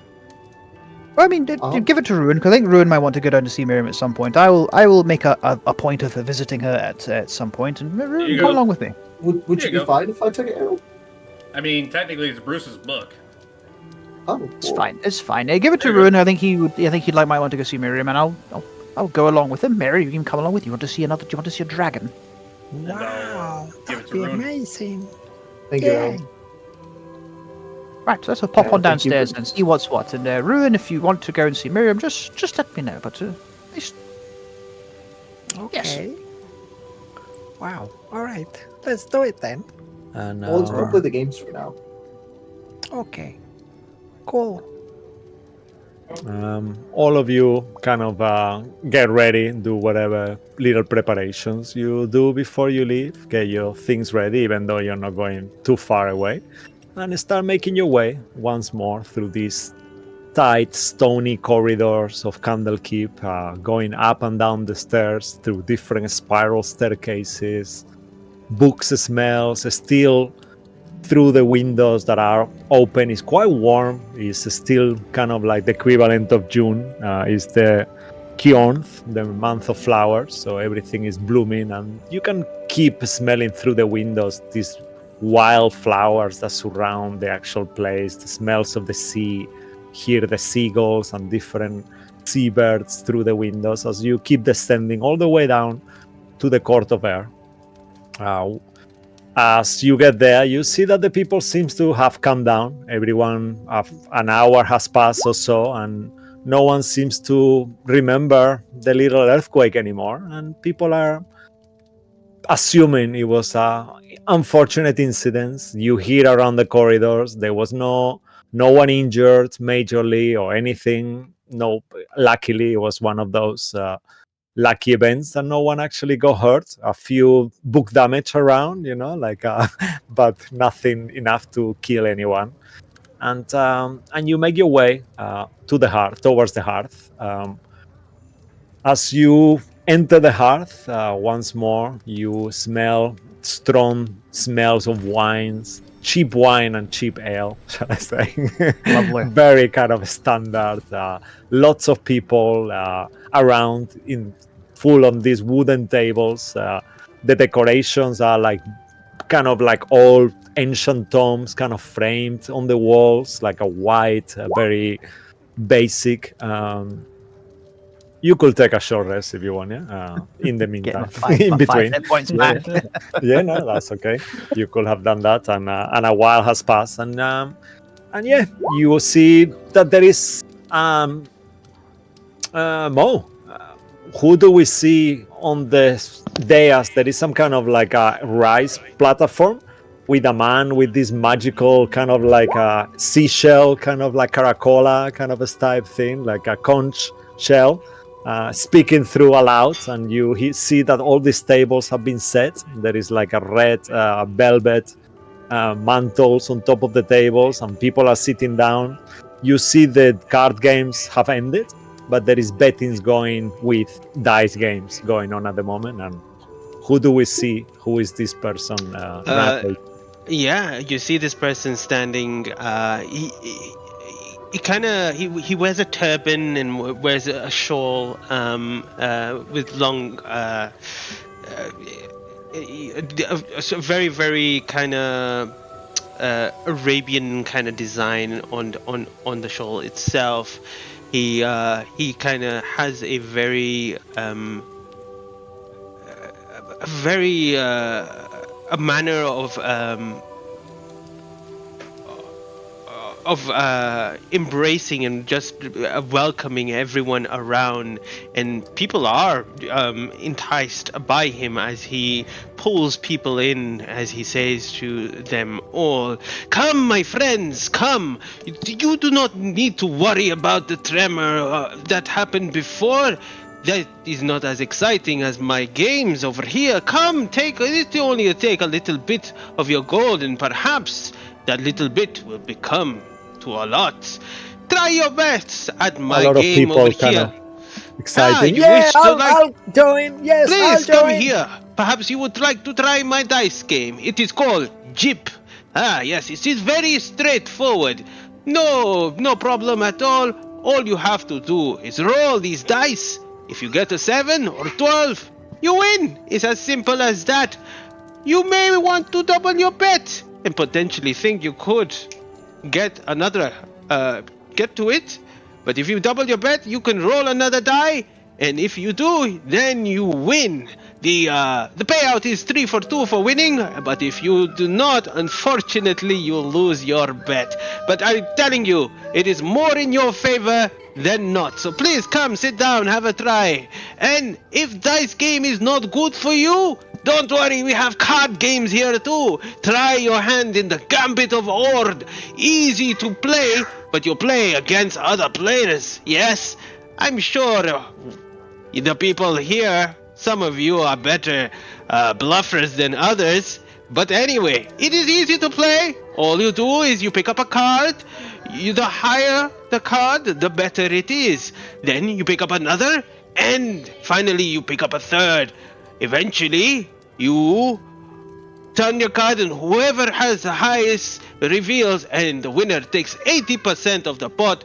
Obviously, the little 20% goes to the dealer over here. However, there is a little twist. If one of your die, the higher die. So the higher card, if it is the same card twice, then you may roll the lower one again. Out of game, you roll 3 dice. It's complicated. It's because we are describing a card game that is using dice. That's why. So that's why I wanted to simplify for you. Yeah, it's simplified. First, you roll a d8, but you hide it to yourself. Then you can roll a d6, and then after that you roll a d4. However, if your preceding die matches the one before it, then you may roll the lower die again. So, for example, if you roll a d8 and you roll a 6, and then you roll a d6 and you roll a 6, then that d6 becomes an exploding die. So you roll that d6 again, and if it does it again, then you do it again and again and again. So potentially, you could potentially win. And the highest person who's got the highest number on the die is the one who wins, right? And gets 80% of the pot, like you said. Yes. Just to be clear, the die will not actually blow up because in this game, I feel like that's the mechanics. All right, That's so make sure we're clear on that. Oh, that was a bad roll. So we'll push a one little six bit with the fire games, damage. guys. Around 9:15-ish, we'll go on break, and then we'll take it from there if everyone is cool with that. So, Yeah, let's just go around the table. I think we'll make it easier. We'll you'll just go see, around. just quickly, you'll see a Warforged woman, mage, that you recognize with an emerald, kind of like a stone encrusted on her, like a purple stone, sorry, encrusted on her forehead. Next to her she's a Warforged. You recognize her. She's wearing pink robes. She's XNP312. That is the mage that normally is on the door of the Emerald Keep, on the door of where Miriam actually is, that kind of way, the entrance to the inner world. And she's with a friend of her that seems to be quite not getting the game. Another Warforged. This one is more like a golden style Warforged, more similar to a modern style one. And she will ask the gentleman that is running the games, oh, so I'm not sure of the bets. What is the initial bets of the Jeep game, please, sir? It is 10 gold pieces. Yeah, I'm sure you can 10 gold pieces. Yes, 10 kinda gold. looks And to for the XN. Gambit of Ord, it is a 25 gold piece. And Potentially, you 25 gold end pieces. up against taking hundreds of gold here. Did we increase the like if we want to put in more gold, do we win more gold? Like if I put it in 50 instead of 25? Oh yes. So you put 25 gold pieces in the Gambit of Ord. Then you may potentially raise a maximum raise is a 5 gold pieces increase for each round, and then finally we reveal whoever has the die. Oh, that's really That cool. seems quite lucrative game. I'm loving it. And they both kind of like start putting gold on the table. Okay, we'll play Gip. Let's do like Mose. Let's go out of game on the table. So should we do Gip first, or should we do Gambit of Ord? Which one? Well, would you guys prefer? let's do Gip first and see Gip. who's interested Okay. in rolling the die. Okay, I will. If you guys are okay with it, I will say that that XNP friend that she's called set 64N 6 Z for Y will join the game. It's Just like type it out in the chat, mate. It's like barcode. Yes, I thought that was her Or- name for a second. I thought you said sex. I was sex like, for oh, Y. Yeah, Sex for Y. yeah. And you said one of them is number 2 from who Yeah, yeah. guarded the door. Yeah, Yeah. yeah. Oh, 2! How are you doing, old man? Oh, I identify myself with she, her pronouns, but thank you. And nice to see you, Bruce. Last time we spoke, I did not know that. 2! How are you that doing, is old woman? okay. Good to see you. No, it is good. It's hard to determine our sexes. And she kind of laughs, and the friend kind of looks at her like her eyes kind of blow for a little bit. Yeah, that is right. We are doing very well, thank you. Me and my friend. She is coming from a different place due to the exchange of magic, people, magical wizards, and all. How are all you been? And she looks to all of you. I'm doing okay. I'm doing all right. I'm doing all right. Mary, this is an old acquaintance of mine. This is 2. As she as she introduced herself once upon a time. Nice to meet you too. Nice to meet you, little one. She kind of looks at her like a bit like analyze her. You see, like she's X-raying her for 100% sure. Keep your eyes inside your head too. Yeah. Oh, nice to see you. Oh,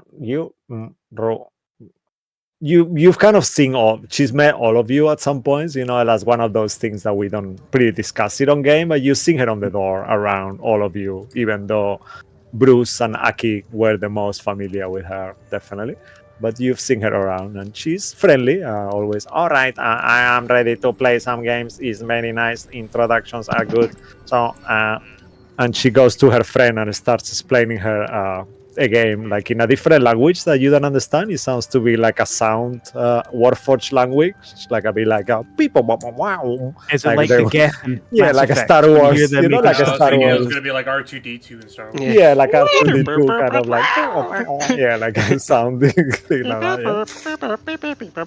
Yeah. You see someone getting up from the dice game. Unfortunate that you lost. Don't worry. It takes a little bit of a time until you can figure out the roles. It is all about your luck. Unfortunately, your luck ran out, but you may try. Anyone else wish to try? Come, sit down. Could I quickly insight check the host of the game, like see if he really seems as like apologetic, like anyone could win. Like he's like, I'm sorry you didn't win. Maybe you'll win next time. Does he seem really confident? Does he seem really genuine? Make an insight check. See if he's confident at all. 14. Hard to read. Hard to read. Yeah, he's Yeah. hard to read, but he seems very charismatic. Yeah, confident. Yeah. Which one was the game where you roll the 3 dice, like the D4, the D6, and the D8? Yeah, that is the Gambit of Ord, and you will be playing against other players. Just to make this fair, you will be you against some random players, not you against each other, unless you want that. Can I telepath to Errol and Ziggy? I'll telepath the whole group. Can you do telepathic magic without using any somatics or variable? Yeah, He it's can. the Yeah, amazing. Yeah, that's cool. So, yeah, no I'll worries. telepath to them. Do you guys want to play the second game? We could split the winnings. Help each other out. Arrows is gonna say, well, this does seem like fun to try, so I guess I'll try it. So, what's the initial buy-in then? Can you reply telepathically as well? No, Jerry? I'm not talking. I'm talking out loud. I'm talking out loud. I'm So not he like spoke to actually- you Ribbit. Yeah, no, telepathically. yeah. and- Speaking a language no one else can speak. Croak. Yeah. Oh, I forgot. No, I'm asking the guy after hearing Ruin, just like, all right, well, what's the buy-in? How do we know? Yeah, there is you see that there's a seat for 4 people there. So, if I don't know how many people are going to sit down, but you could either do I'll one give it a against 3. Okay. Do you want to face any of your friends, or are you going to just face against random? I'll face Lucky for the simple fact I think he'll try and kill me if I don't. Errol will just sit down, willing to face anyone who sits down with him. Okay, so it's the I 3 of If I you. want to face Ziggy, then I would be sad if you won my Bruce or gold. Yagu, you want to put some Yeah. money in? If you want to join the seat, otherwise I will. I was going to ask if I could just kind of perception checks during the game to see if things are on the up and up, but Bruce would not take part. And if you'd allow me, I'd try and arm wrestle some people for money. Cool, okay, yeah, that's definitely happening as well. If Mo is okay Is it with one or the other, or could I do both? You could do both. It's fine. Yeah, no, that's fine. Thank you very much. Yeah, we'll do like a game quickly first, and then we'll go into your perception check, and then we'll go into your arm wrestling, and then from there we'll see if anyone wants to do the other game. All right. All right. Well, come, sit down. Obviously, the suggested buy-in is 25 gold pieces. So please give the 25 gold pieces each. Remember that whoever wins this will take 80% of the profit. You keep looking at each other. I thought you Are said it was 10 gold pieces for the game. But I will get right to you. This is for the Gambit of Ord. This is for the other game. All right. We will Please. wait. Please And, wait a moment. Yes. Just to make the math easy, Errol is gonna dip in 30 gold pieces. Oh no, it's 25 gold pieces. You can hold the 5 gold pieces. If you want to raise, you can do that. Okay. And then Yes. Errol will hold on to the 5. Okay, so 25 gold pieces in. I'll put All that right. in. Now, I would like you all to roll a d8, but in private to the DMs, Gotcha. please. D8. Who invited the child into a bar? Did it go to private? It should have. I can always shoot off another Eldritch Blast. No, if you do that, there'll be nothing left of the scorch mark. It's a child. Okay. Don't kill Well, the child. first rounds of bets are in. If you would like to raise, you may also fold, or you may also pass. But if anyone raises, you'll have to match it. I'll have to raise 12 gold pieces. 12 gold pieces has been raised by my friend here. Does anyone else match that? I'll match it. Okay, 12 gold pieces by two of you. What about the two of you? Are you going to raise or are you going to chicken out? I'll raise 15 gold. I'll have to match the 3 gold pieces for the two of you. Gotcha. What about you, my friend, my total friend? I see you rumbling in your bag over there. He very calmly pulls out a gigantic gold bag. And just grabs a handful and he will just throws it on the table. I will raise by a... Let's see. Ooh, that's a lot. 84 Oh my gold. god. He just rolled for it. Fucking hell. He rolled, you guys can see it, but you see him saying, Oh yeah, 48 gold. 48 gold pieces. Okay, so the rest of you will have to match that or fold. How much do we need to match it? Just flat 40 at this point, or is that like additive? So you would be 48 minus 13. So whatever's... 48 minus 13, and then for Ruin Synergy, 48 minus 15. You add into that. I'll match it. Okay, alright. Match it as Great. well.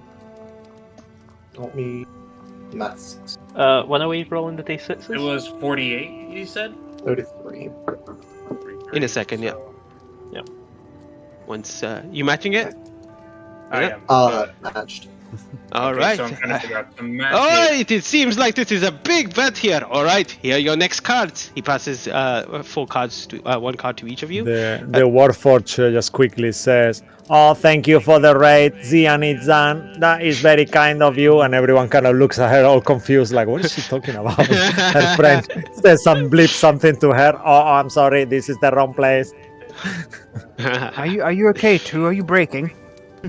I am having a bit of a moment. I better retire. And her eyes kind of like unwind. It's about time to eat. This. As you all raise, you all pick up your card. Each one of you, please roll a d6. Gotcha.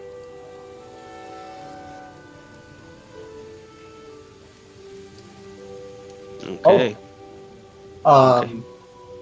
Okay. Okay. Don't worry. I Just, can.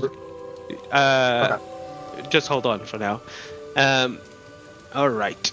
As you okay, well, these are the final bets now. So please, you may call, you may check, or you may fold. What would you like to do? As you made the initial increase of price, it will be you, my friend. He looks towards Ziggy. What would you like to do? I'll stay where I am at the moment. I'm happy to where it's at. Okay. What about you, my fairy friend? Would you like to pass or as well? Check. I'll raise 40 gold.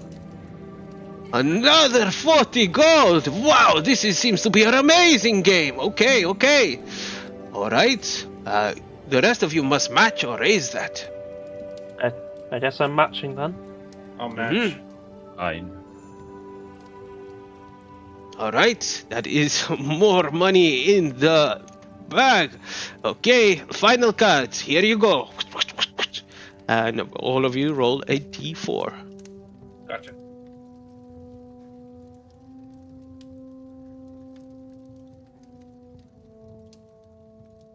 All right. Thank you very much. Well, let us see what happens here. We will start off with our friend who raised it first. Please show your die. I mean your cards. As you turn over your cards, you see that the first card that Ruin Synergy pulls over is a 2. And So then, I had a question actually. You said if we match the numbers, we could roll again. yeah, I'm getting that. Don't worry. Okay. Then you see him turn over the second card, And it's another 2. Ah! He rolled another 2. Amazing. Here, here's an extra card. Make another roll for another d6.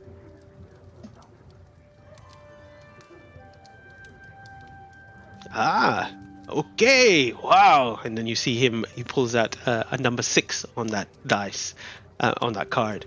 And then, the final one for you, my friend, was a 3. So, in total, you have 2, 4, 10, and 13. We're on 13. Okay. Well, let us move on to you, my friend. He looks towards you, Ziggy. Reveal your cards. First, I rolled an 8 on the d8, Wow. a Fuck. 3 on the d6, Oh, yeah. and a 1 on the d4. Oh, So, A 12! Oh, so close. Very, very close, my friend. Unfortunately, the little one here has beaten you by 1 point. But let's see if these other 2 are much more profitable than you, or more lucky, I should say. I think I won this. No. All right. Well, let us go to our green friend. Oh, I'm sorry. You, my elven friend. Why don't you show your cards? Sure. So the very first one was the D8, which I got a 4. The D6, I got a 1. And on the D4, I got another 1, but I had to re-roll it, and it became a 2. So that's around 3 plus 4. Why did you re-roll it? Why did you? Oh, did you do the exploding die? Yeah, because I got. Oh, you already did that. Okay, ones cool. in a row. Yeah. Ah, so close, but so far.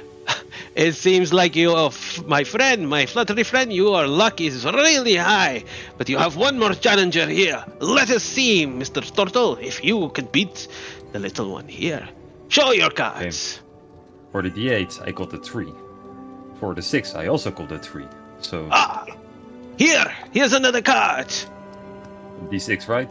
Mm-hmm. That turns out to be another 3. Another card. He gets another one. Fuck, this is nerve-wracking. That's a 2.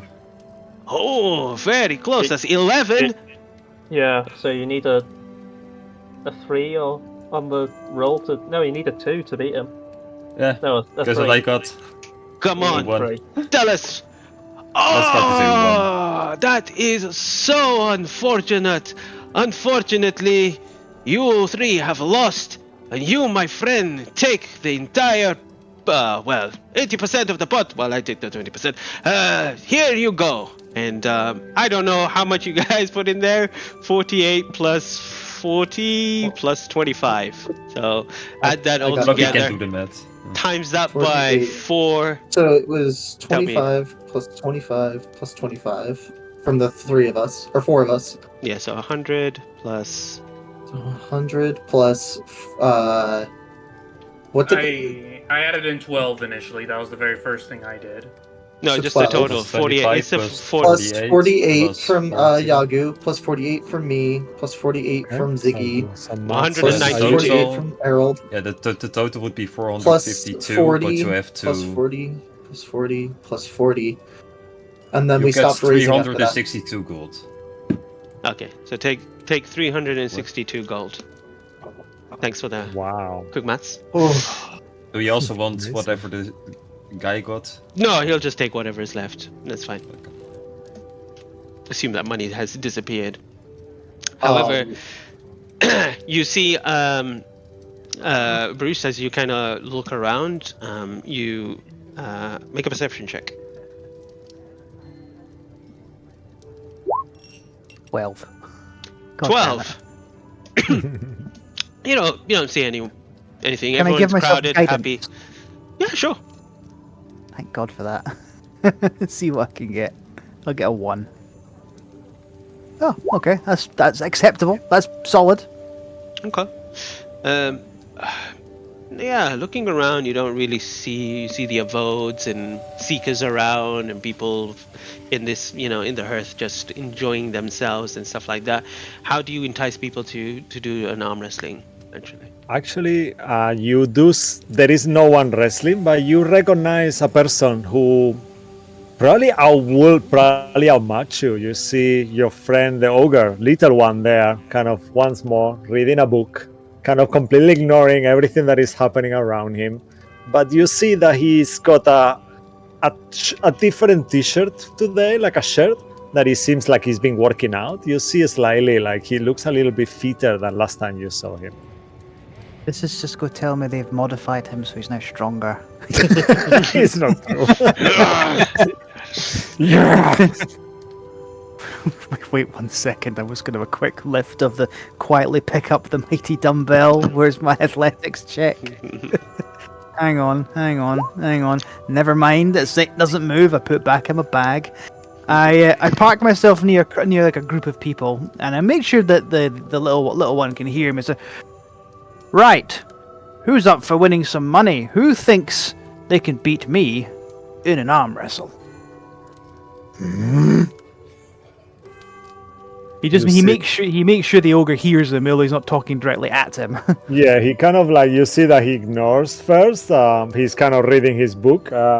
You can clearly see as well that he's reading a book called Call of the Nether Deep. Doesn't make any sense, but that's what he's reading once more. And he kind of closes the book. A few people make a persuasion check, actually. I'll give you, if you want to show your muscles a little bit, you can make it with a strength if you want. Just like a flashy persuasion. So if you're proficient with the strength, you can add your modifier, the strength modifier. And if you're proficient with persuasion, you add it. That's what I mean. I'm not proficient with persuasion, so I'll do 20 plus 5 then. Yeah, so that's here's a 20. Okay. So 11 plus the 5. Another kind of like a large Goliath lady as well that seems to be around. She kind of like puts interest on you, and she kind of like raises her hand. You see that, I'm not sure if she is like one of those people who doesn't really speak a lot, or she is not able to, but she kind of grunts instead. And as she does, you see little one kind of looks at her, looks at you, and says, "Oh, I'm up for it too." Jolly good. I will add one more in there. Yeah. You It also can be her, actually, if you want. Yeah. Okay. Yeah. This is your decision, and there is a third person Oh, okay. who is almost skulking in the shadows a little bit. Who kind of steps forward.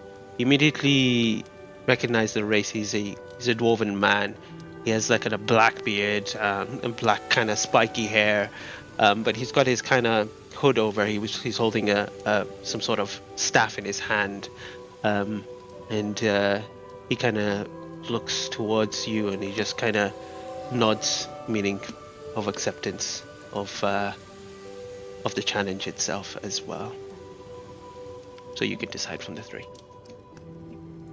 I mean, we could do like we could take each other on once each and go from there. That could take a minute, or they all one at a time against me, or who's first? The Goliath was the first one to say, right, I'll take on her first. All right. Okay, perfect. 1 second, I'm pulling up some stats for her quickly. But yeah, in the meantime, she kind of like nods to you once more.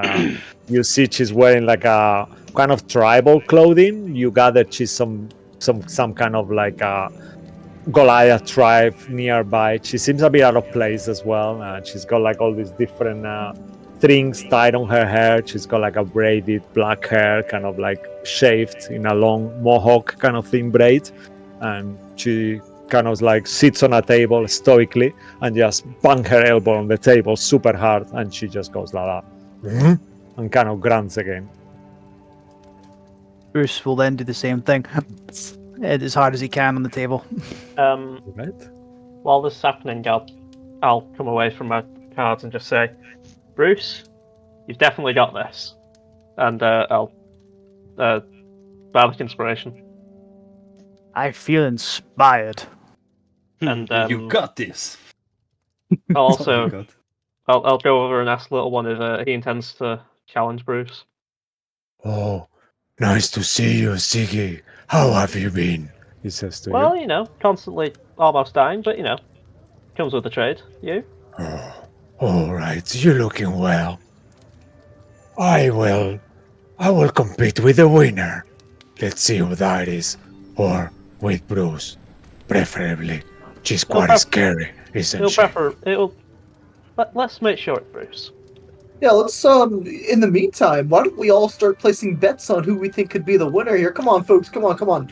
Come to Ruin Synergy and let's place bets. Well, that seems to be quite an interesting thing happening there, but please do not mind that. Come enjoy yourself here.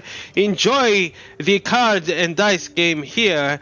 And you see him, the announcer, kind of annoyed that you guys have put yourself out there and is starting to make bets. Come on, Bruce folks, says says very loudly he says so everyone can hear he says to the Goliath, he says, well then, what are we betting? Copper, silver, gold, platinum. Wait. Electrum. Who the hell uses Electrum? She kind of gets like this kind of weird stingy bag made of leaves full of electrum pieces, and she puts a few electrum pieces on the table and looking at you. Oh shit, you called my bluff, I don't have any. Wait, no, I have an electrum whistle. I put my electrum whistle on the table. I slap Bruce. What is that for? No, I'm trying to teach him capitalism, and I point to Yardo. I've already told him they're worthless. Right, fine. All right, my dear. It's copper, silver, gold, platinum. What do you reckon? Wow. She kind of takes an electrum off the table awkwardly, like you see she looks down and I take my changes whistle for back gold. as well. Damn it. Really quick while they're doing that, Mo, could I roll, or could I have a chance to get a crowd going to see if anyone's willing to make a pool of bets on Bruce versus the Goliath? Make a persuasion check as well. Yeah. That is What- why what Bruce is saying what is how your much money intent- should be paying us for. What are you intending to do here? How are you intending to make money out of this? So I'm gonna I'm gonna grab like a wooden spoon off of a bar and I'm gonna hold it against my mouth like a microphone, and I'm just going to use I don't know if prestidigitation can make my voice slightly bigger. I think It it's does not. thaumaturgy that does that. Fuck it, you're right. Then I'm just gonna keep yelling into it and be like, If folks, you have place your thaumaturgy, bets. that will work. I don't.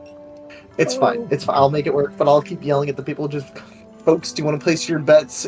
You could play a rigged card game over there, or you could come over here and place a bet on. My the God, one there is and not only- rigged. You are No spoiling. one is talking to you. No one is listening to you, or how you come in here and try to fraud my games and try to take people away from me. Who is this person? I have made a deal with make a luck Kandlekeep. check. Make a fate roll, actually, not a luck check. Fate roll, Ruin. Oh, I'm not- Actually, I'm gonna fuck you up if you fail. So make sure you succeed.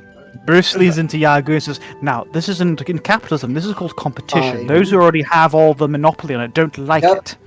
I'm fucked. No. You see that the Warforged gets close to you and says, "Do you have a gaming license, Ruin? You should have got it from the abouts. You cannot start a game unless you have a gaming license. He's got I'm a not gaming starting- license. I'm not starting. You the game. seem I'm- to be doing bets. That's not authorized as our rules. Should like provide you with the manual." And she, before you say anything, she pulls out this kind of handbook out of her chest, like compartments open, and she opens rule number 744. No gaming unless you have a private license. Can I borrow that book? And then, do you have any other books in there about dragons? Could I also can get a print- copy of that book? I can print a couple more. It will cost you 20 gold pieces each. Well, how And a is he gonna slot know the rules? opens on her head. Like How right is he now? gonna know the rules? How is he gonna know the rules if I have the rule book though? I can print one for each of you right now. It will cost you 20 gold pieces each. You got license for owning that many books and Yeah. distributing them like that? Do you have a I license? for that? have a license, of course. I am Can the you show rules. that? I can't argue with Can you that. show us the license? Yeah. My badge is the license. And she Where's your kinda like, badge? you see, I am the law. I am the license. And she shows this kind of like magical badge, like a special premium about badge. Yeah. Fair enough. And Joko will give 20 gold and I will take one of those. Yeah, so she gives you this Like is a the casino-regulated rule books or the something. rules book. This is the about handout of rules of Kandlekeep actually. Is Yeah, it an she will- actual thing or? No, Yeah. it is. It's just like a book where all the abouts is like a extra. You know, if you want to be an exceptional about rather than just a regular one, this having this book and reading it will get you to be the about of the month kind of thing. You know, like one of those. They have tests, competitions. Yeah. Rule number Yeah. 28.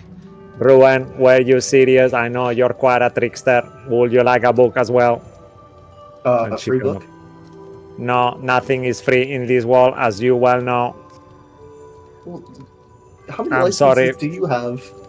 I have many licenses. You see that her friend is looking at you, the other Warforged next to her, and it kind of gives you this look that you get like she's been really annoying now and really anal. But she kind of shrugged her shoulders, the friend, All right. like it. So we can't place bets then. I will allow you to do. I can do it for you, but no one is benefiting with it, so you can go it through me if you Okay. want. I No guess money that's- keeping. I didn't plan on keeping money. Do you think I'm a liar? I know you are a liar, Ruin. We all know you're a liar. How many lies have I told? How many lies have I told? Tell me. I am a wizard. I can read your mind too. You are not the only one who can do detect thoughts here. But no How do you know I worry, can this detect is not thoughts? about. Well, I know a lot. Do you follow us on our? Do you worship The Tiamat? friend puts a little sign behind. She's metagaming. Yeah, no, I figured as much. Fine. If you were going to be the one placing the bets, I will put. So just to keep this I'll- simple, you actually do the bets, but she's forbidding you to steal any money. So you can I'll put- more than happy, please do the bets, but you cannot gain money on it. Just to make it simple. We can't gain From it. money. You cannot. So you can just place bets, but you will not be making money out of that. Just to keep it, if that's Oh, okay. well then I won't place a bet then. Really? Wow, you're bad. Well, I'm not gonna gain anything. Nothing to gain, Alright, nothing just all to free lose. Any Yeah, it's bets just free on work. Bruce? She will say then. Well, that's why he was asking the Goliath what you want to bet: copper, silver, gold, or platinum. Then he would just match whatever she wants to put down. She put I was gold. gonna. Gold? How much gold? 5 gold. She puts 5 gold. Yeah. All right, and he'll match that then. 5 gold. Cisco, if you would allow me, like I'm willing to risk it all. Can I bet 2,000 gold on Bruce? Oh my god. That's how much. Who's that's how much gonna match that though? No. That's how much I'm willing to believe in Bruce. Like, if you're willing to let me do this, I won't even be mad if I lose it. That's how much I believe in Bruce. But no one in the room. Yeah, will no one match has that unless- much. Yeah, that's what I mean. A man. small bet. Wait, how much Can I- gold can I- did you Students try to thing, just- you know. Can yeah. I bet the winnings I just got? Can I bet my 362 gold? It was 362, right? That you got. The same. Yeah, Yeah. that's what I mean. Like you. It will There only is be that. small. It will only be Yeah. small bets, Yeah. you know, like Damn it, 5, damn it. 10, 25 or something. I just really wanted to see if I could earn some gold off, because I really do believe in Bruce. I mean, think that 20 gold pieces is a month's salary for someone normally. You know, so. Fair enough. No, I'll no. just- You've spent 10 minutes haggling over betting here. I just wanted to roll an athletics check. I on, break an athletics check. I got Shut you. up, I'm bro. sorry. I'm joking. All right. Cool. All right, then. Here we go. 1, 2, 3. Hiya! You have a inspiration. I will use that. Just You to could, be... you could roll a 10. I could. What is the inspiration? A D10? Yeah, Oh, nice. Okay. that's kind of what I meant by a 10. You could roll one. You I'll got give half. it a. You, Average. Are you raging actually? No. Okay. Yeah. You see that as she starts to kind of like bet you and kind of you start winning her bet and then you feel it like "Roar!" She kind of makes this kind of sound that you recognize. She just raged. Am I allowed to match the rage? You certainly are. All right, I will spend a rage point. I'll roll athletics again. She's using like reckless. Well, she's raging, so she's got advantage. I got 1 extra, so Okay. Yes. As you notice, like her arm is like, oh, like a sweat, like sweating starts dropping. Like we get like a close shot of you two, like sweat is going through both of your forehead. Ah! And she makes like a ground and her hand as you beat her. Thanks to Siggy's inspiration, because she got a 24, 23 and a bit kind of thing going on there. So yeah, thanks to Ziggy, you actually win. Oh! And she kind of grunts again, angrily, like a bad loser. She kind of like moves the table away from you, puts the money there, and kind of walks off. jolly good show. Right then. Who's next? And you got a little one there as well. Alrighty then. All right, let's do it, Bruce. Let's do it. Let's do it indeed. But I warn you, don't take it easy on me, will you? I don't intend to. All right, amazing. Okay, so you both kind of once more interlink your hands. Mo, would you like to do the ogre? No, you do the ogre. Sure, I'll do okay. I'll do the dwarf. All right, perfect. Okay, so whenever you're ready, you feel it. Even though the ogre is trying, you are raging.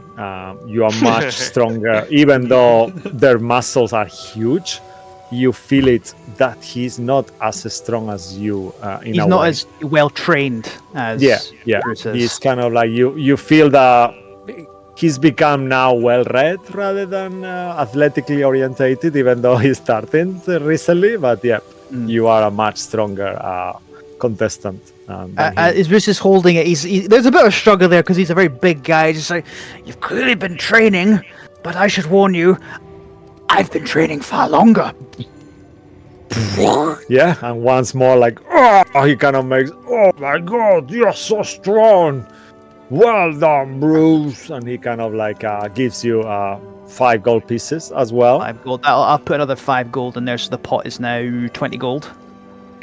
Wow, that's so good. And he kind of like, you see that he, in a way, he appreciates you a lot. So he's actually making it for everyone around to know how strong you are. So he's kind of like being nice to you, even though he's not like ashamed He gives of him the feat. he's a gracious individual. Bruce gives him a big fist bump. Says, "Keep at it, old chap. Keep at it.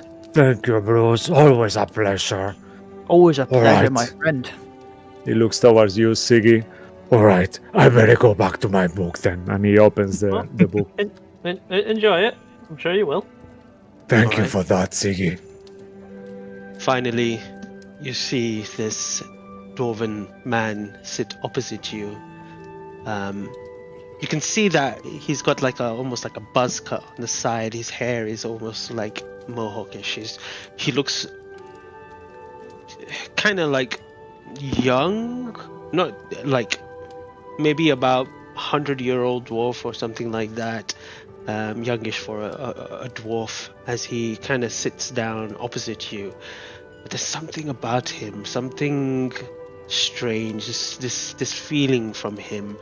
You could potentially make an insight, as he puts down a 5 gold bet anyway, and then puts his arm down. All right, Yep. I'll do an insight as well. Once again, Bruce, you've got this. Another inspiration. Kind of want to use it for the insight, but I'll leave it.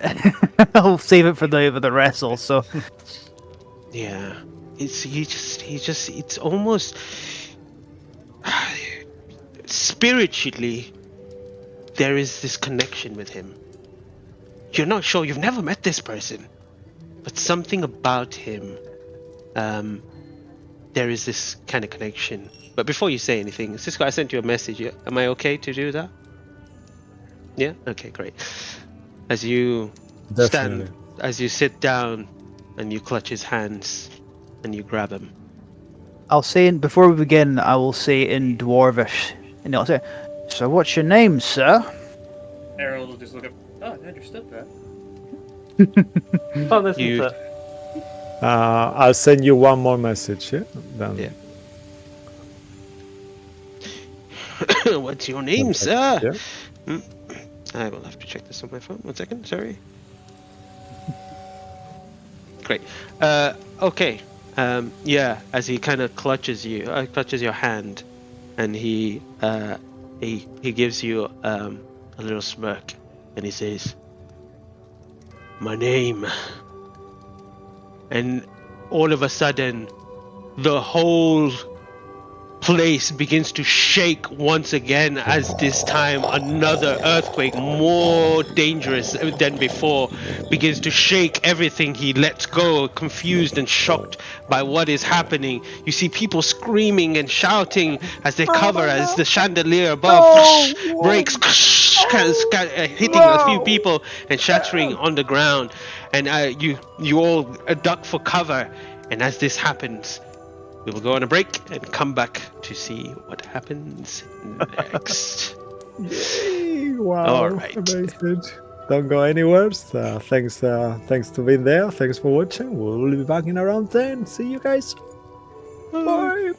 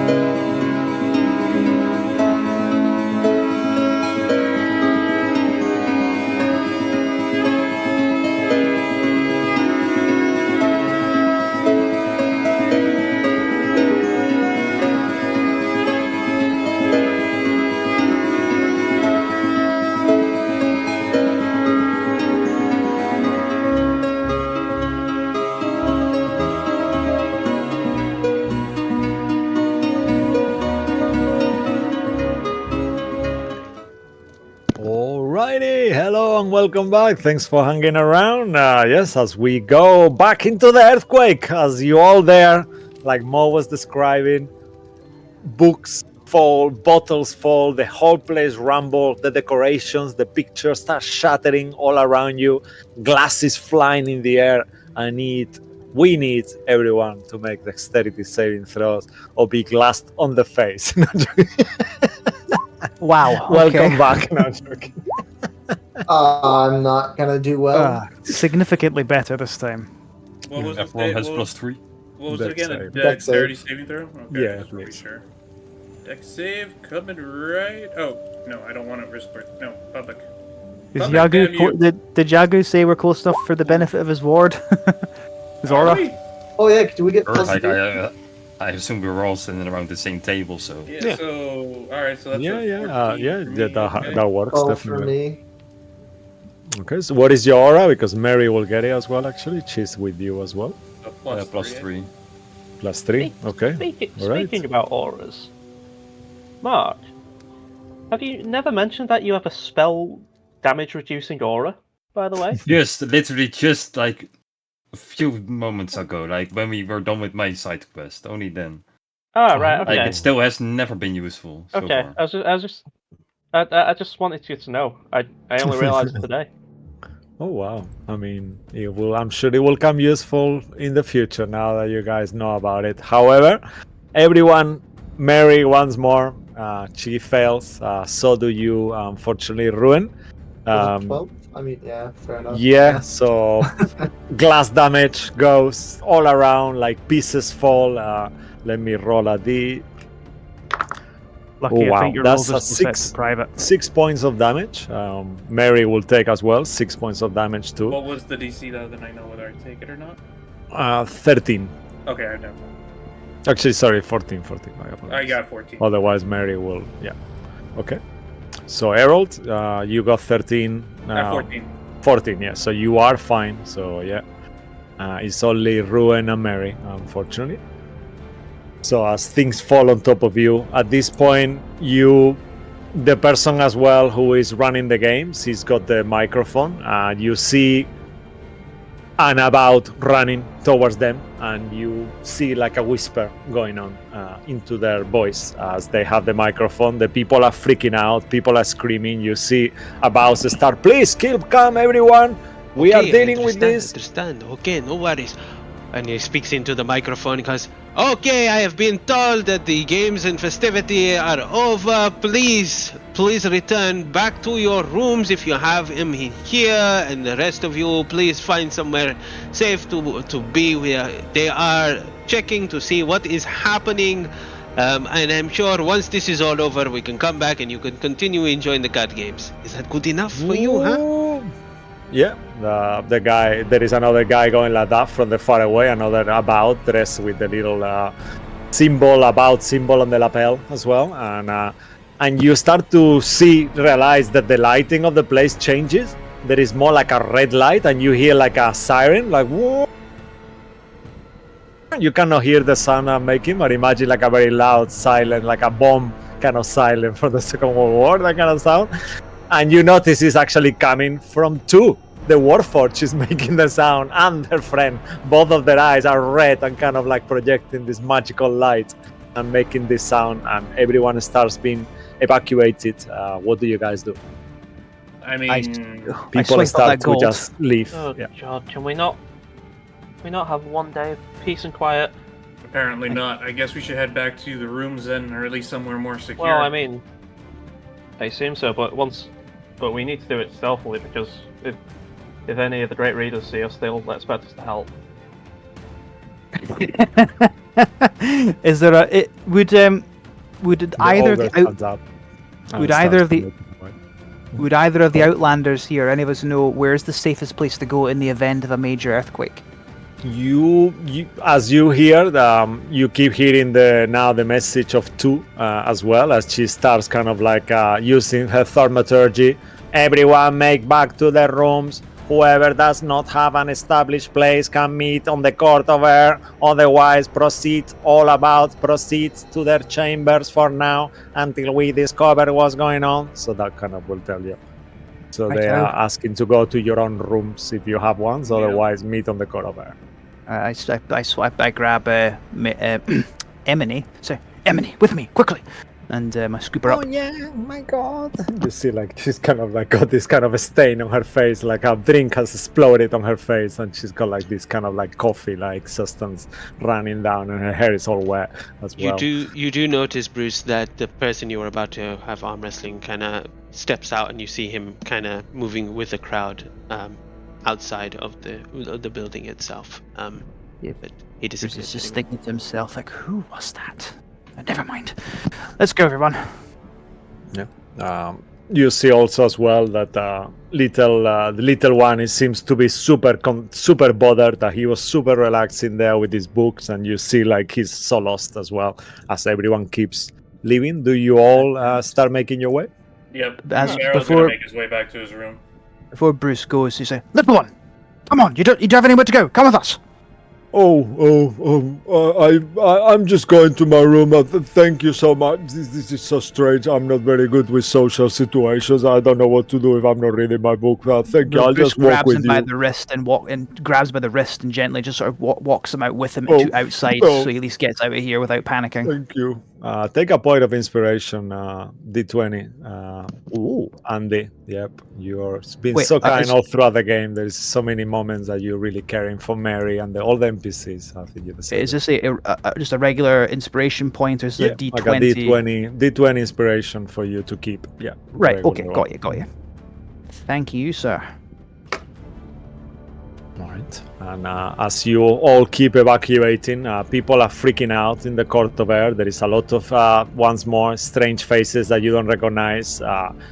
Two and her friends seem to be leading the people. Everyone is right in the middle. That's kind of like the kind of like alarm, fire exit kind of meeting point. But you see all these different abouts start going into their chambers, entering through the different parts of Kandlekeep. And little one is with you as well. Eventually, once you get close towards, you start going towards your rooms, going back up to the stairs through those corridors. People are freaking out. There is people asking questions around. There is some people bleeding. There is people have been hit with different things falling. There is even parts of the wall. You see there is some parts of the walls are broken and some of the bricks have fallen, and there is quite a few people injured. And you see some healers as well, that abows who have a slight inclination for healing people and wrapping up wounds, and is not looking good this time round. You can all make another nature check on the way as well if you want. Sure. 2 earthquakes in one day. Something's not right here. It's an aftershock, maybe. So the aftershock usually bigger than the original earthquake? Usually not. Oh shoot, that's in Whisper. My bad. No worries. I was thinking, why is this yours on green? I thought it was Whisper. I wasn't sure. No I worries. was- So I guess it makes sense. We'll use that number, of course. It does not matter. It's kind of like a lot, to take in. Yagu, you aren't sure. The same with you, Bruce. It just seems like very rare thing to happen. You definitely, both of you are sure of this. However, Errol as well, you feel like it's a natural cause. The same with you, Ziggy. But you, Ruan, this is, even though it's natural, there is something else going on here. Well, probably most of you kind of figured that out. There is something going on. Any of you as well, as you see on the periphery of looking towards the inner courts and all these parts of the tower, you see there is a smoke around. There is like a weird smoke going on as well. Like almost like a thin mist that kind of like has spread around the inner parts, the inner wards and the Grey Library, the main part of the map itself of Kandlekeep, as you know it. The higher towers, and there is like a thin smoke going around that it seems quite weird. Like maybe you assume that maybe it's things that have fallen that have created this kind of like dust around.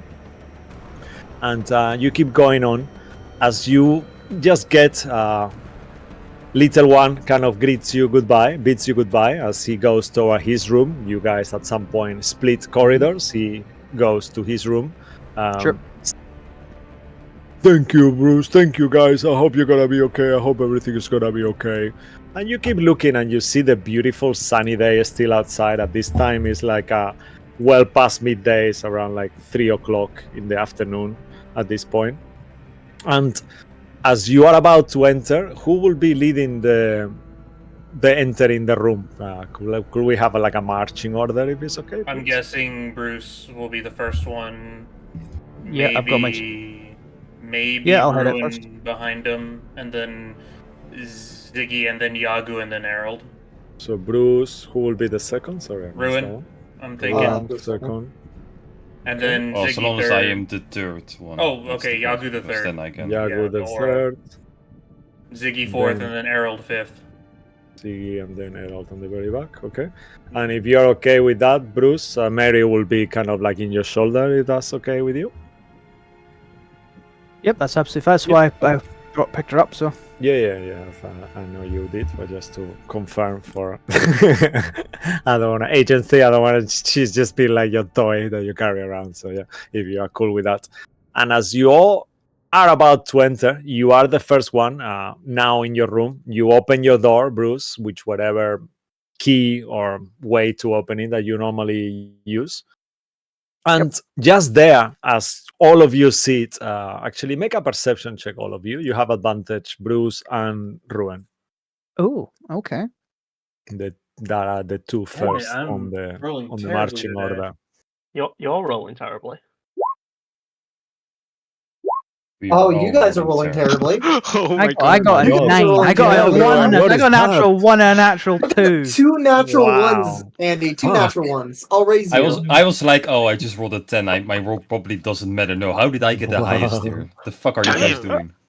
Damn, yeah. I So gotta change my dice. That's what I gotta do. So this is what's gonna happen actually.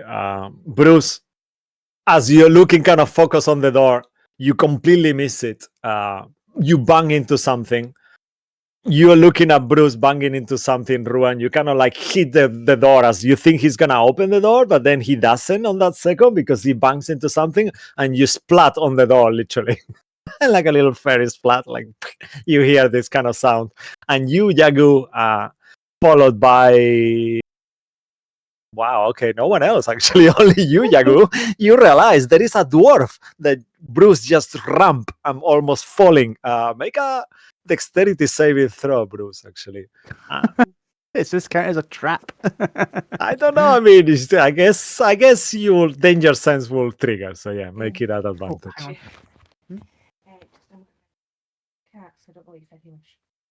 Does someone want to roll it for him potentially? Oh, I did, but I don't know what his dex is, No, or else I'd I roll have the the d20s. I have the exact same.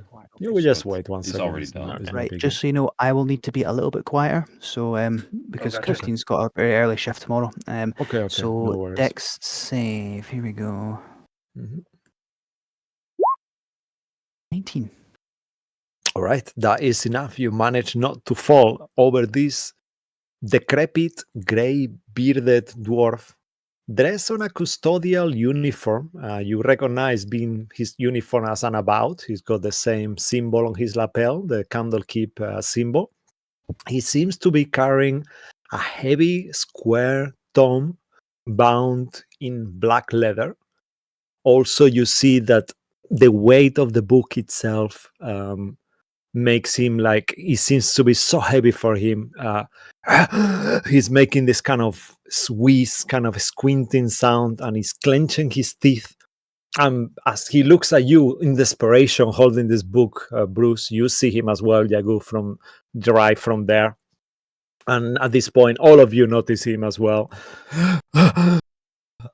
He's gonna say a word, but then he's kind of his knees just drop on the floor. And he collapses and the book falls on top of him. And Oh, crap. he's like, you see him just kind of like falling on the floor there. Oh my.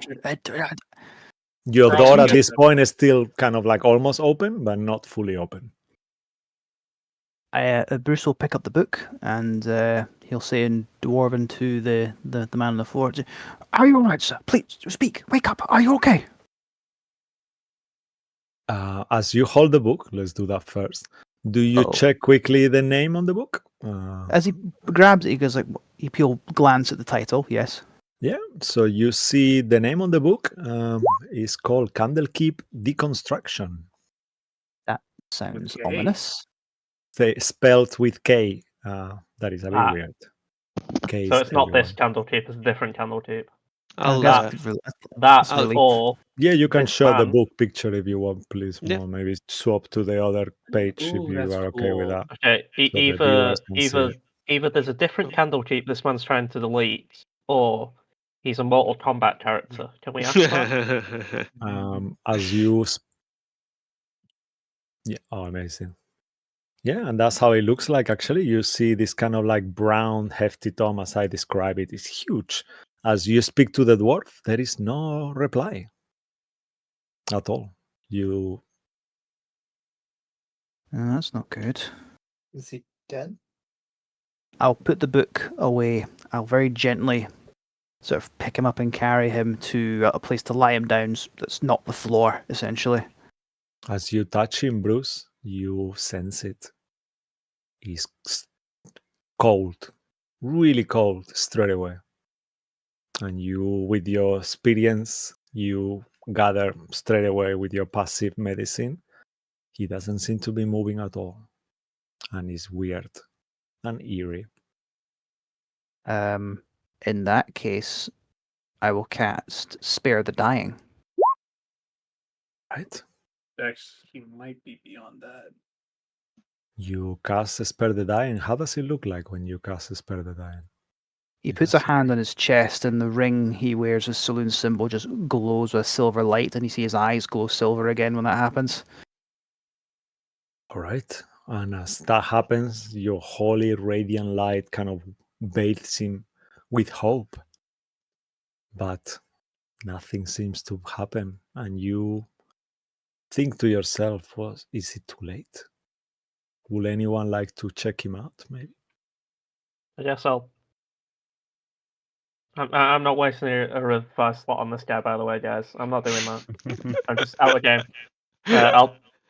I'll like confirm this man's dead with a medicine check though. Please go ahead. If anyone Yeah. wants to aid Ziggy on this check Doing or that. do all the other Hey! checks. New dice. Okay. What did you say, Mark? 24. Ooh, we're doing it. No, You're doing yes, one more it too? works. Yeah, amazing. Okay. So as you maybe describe to us how the two of you make this medicine check, if that's okay. How does it look like from outside? Kind of like what do you First, actually do? I kind of just say to Yadu, check his pulse, and then I actually do something that would help. Like other medical things, and I pull out of Yadu's bag an IV. I just kind of start poking him with Yadu's staff. I steal a lot of Yadu's stuff and just kind of use that on him. I While mean, I- Jago while I'm would telling just you- stand there and tell you, well, Eldor tells me that you have to look there and Well, check his pulse. let me Eldor tells me throw that my I don't hat have in the to. He ring real doesn't have a quick. pulse. Okay, well, That- give him a pulse. I'm just gonna let them do it. Harold, how do I'm- you what do you do, Harold, at this point to Nothing, check if because he's my- breathing, or do you do it even though it doesn't work? What does Harold do? I guess Ziggy- he'll just literally put his ear near his mouth to check if there's any breathing sounds whatsoever. I guess that's just the most Alright. basic Yeah, thing. that would help. Ziggy is more of a martini drinking doctor than an actual doctor. All right. I don't Make a even know why I perception tried it. check, Harold, Oh, sure. as well. Sure. Please roll above a 3 today. Finally. Oh wow. Okay. You, Jagu, let's go in an order. Jagu and Ziggy, the both of you, as you do your checks and kind of inspect this person, you both think the same. He's gone. He's dead. Harold, you get close and you don't feel anything for a second, and you think to yourself, maybe I'm doing it wrong. So you keep getting closer and closer. And then for a second, you look towards the little of a skin that is showing between underneath his robes. And you notice that his skin looks gray, like a very whitish gray, like he was on that color before, but now it's turning slightly black and crusty, and almost like his skin was made out of lava, like a black kind of like lava that has already like obsidian like. And at that point, you hear a crack next to your ear and another crack. And then you see his eyes open and you see this green phosphorescent kind of reanimator color on his eyes, and he stands up super quick and goes to bite you. I need all of you to roll initiative. This is like the third fucking person that tried to bite me today.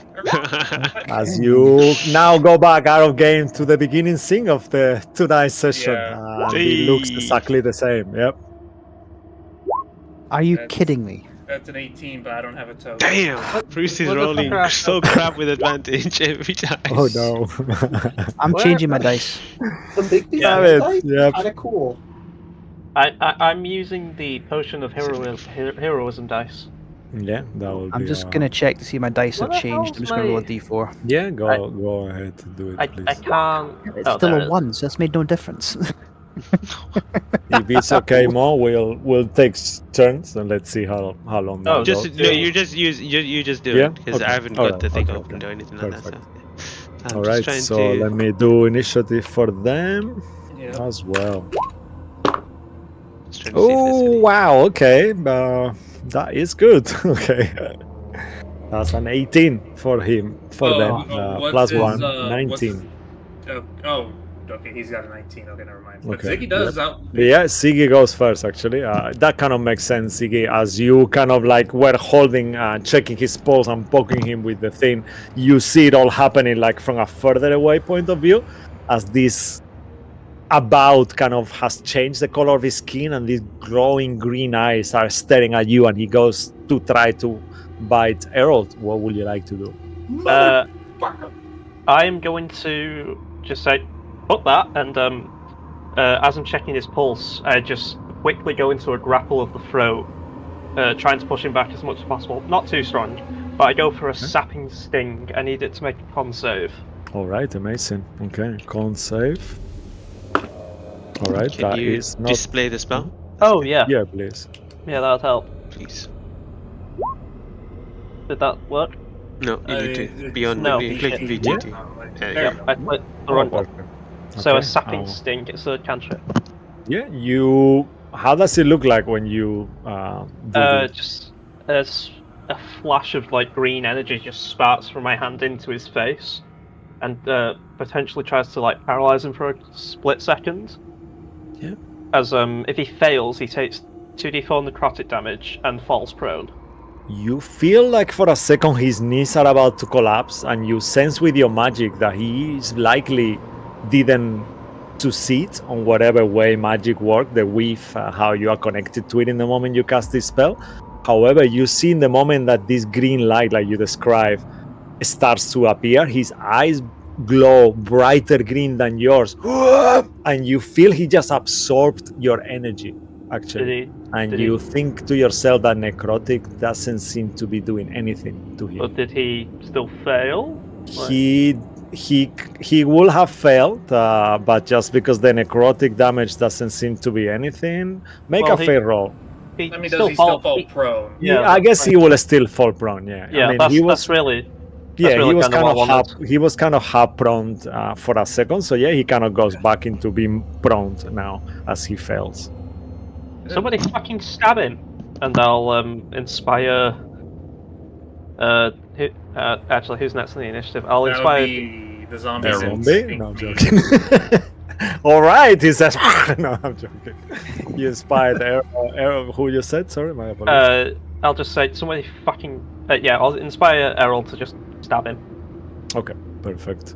At that point, once the zombie kind of like, as he kind of starts falling prone on the floor, he makes like another sound, like a otherworldly and natural, like kind of sound, and you feel like almost your life force starts to be pulled away from you. You feel the hatred and the necrotic energy emanating from this creature, and he will go ahead and do first, as you are there just making prone, Ziggy, you will see from his forehead this weird kind of looking like a protuberance, like a rock just growing his head, kind of like his forehead, and he burst out. And as he burst out, you feel this necrotic energy going towards your way. With a 17 in the dice plus whatever, he will hit you.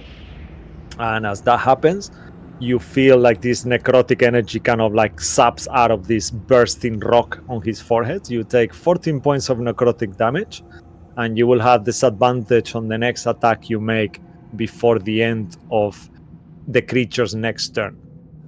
So he's Great. so you will be going first. So that first attack you make next, you will have disadvantage on. And then as that happens, he looks towards you, Errol, that seemed to be his initial target, and he will go ahead and another tiny protuberance comes out of his kind of like this side of his face and bursts again, and you feel this green necrotic energy. That will be AC is another. 18. Okay, that will unfortunately hit as well. I'm sorry. worries. 18 on the die. As you will take, let me just do it like this. Okay, that is a little bit. Okay, yeah. So that will be 12 points of necrotic damage. Okay. And you the same. You will have disadvantage on your next attack you make before his turn, pretty much. Gotcha. Okay. And that will be it. He seems to kind of like just be standing, like shambling, and just making these sounds. And yeah. All right. So I'm going to take out the dagger that I have in my hand. And firstly, I'm going to use a bonus action Planar Warrior. So let me get that displayed for you guys right now. It converts the I damage. get to use this thing for once. And I haven't actually for a while because I haven't had too many close encounters like this. And with the dagger, he is going to take an attack action. And you said it was disadvantage, so that's fine. Yeah. You've got a D10 though. Yep, that's why I said it was fine. Yeah, you're inspired as well. That's a 24 to hit. Does that hit? I'm just gonna assume it does.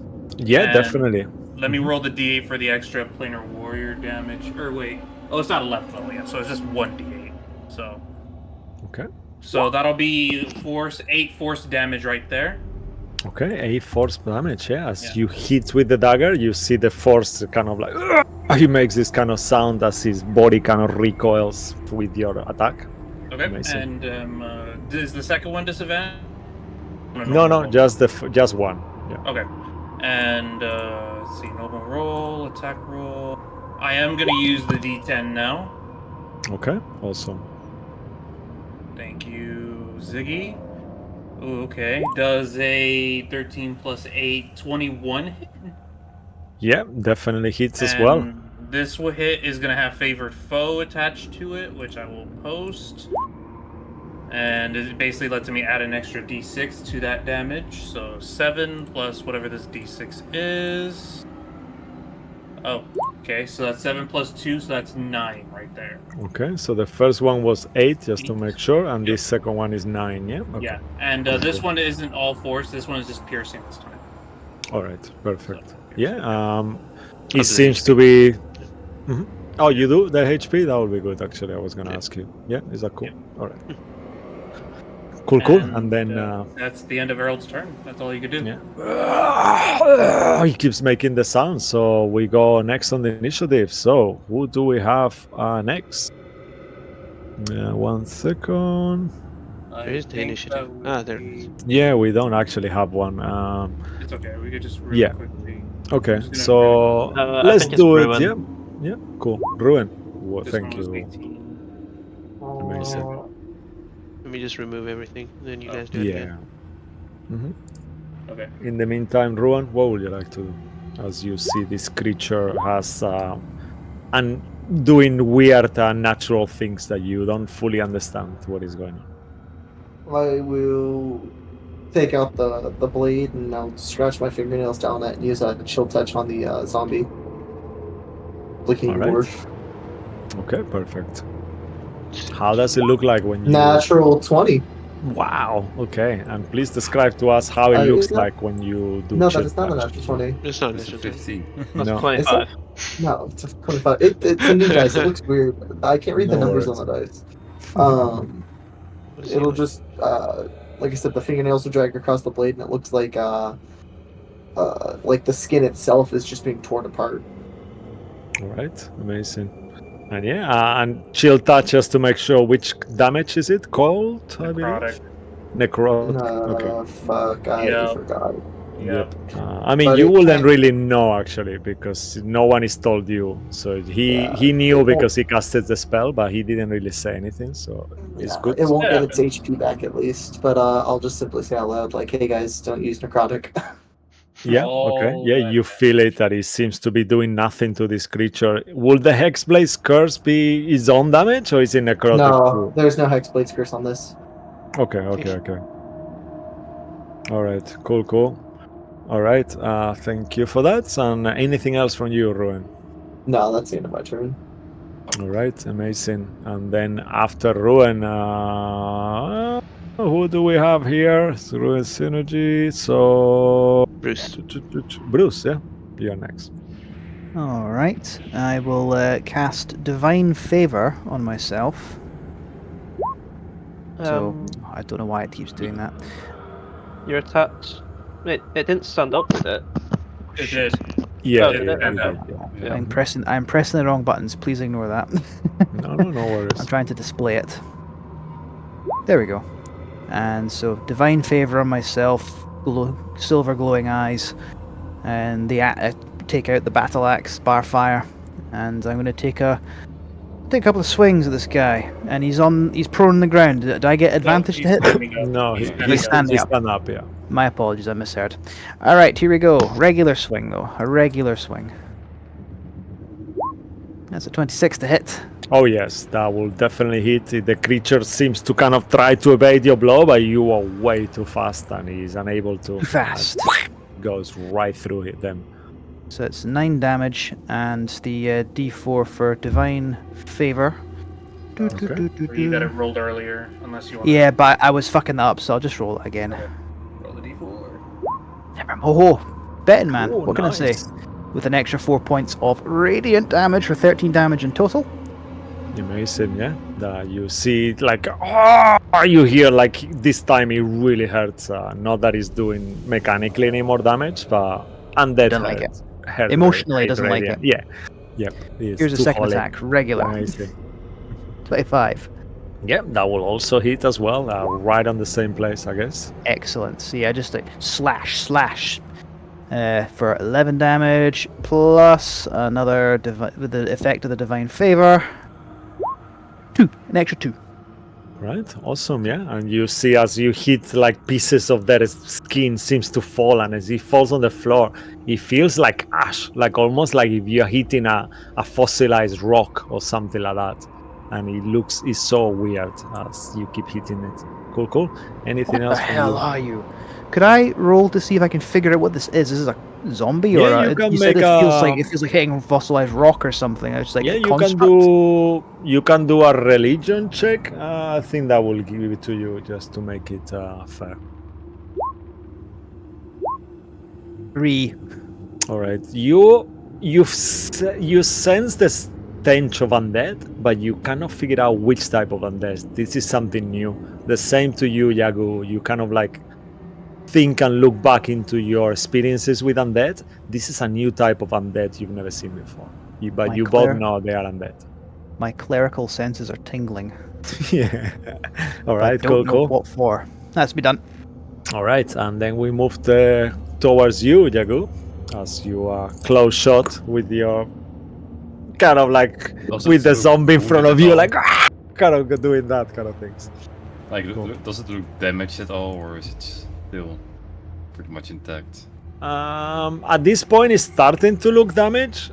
Bleeding is a bit. It doesn't seem to be bleeding as a normal creature would, but you see this kind of like green ichor kind of is pouring out of them. So yeah, he's hurt at this point, bloodied.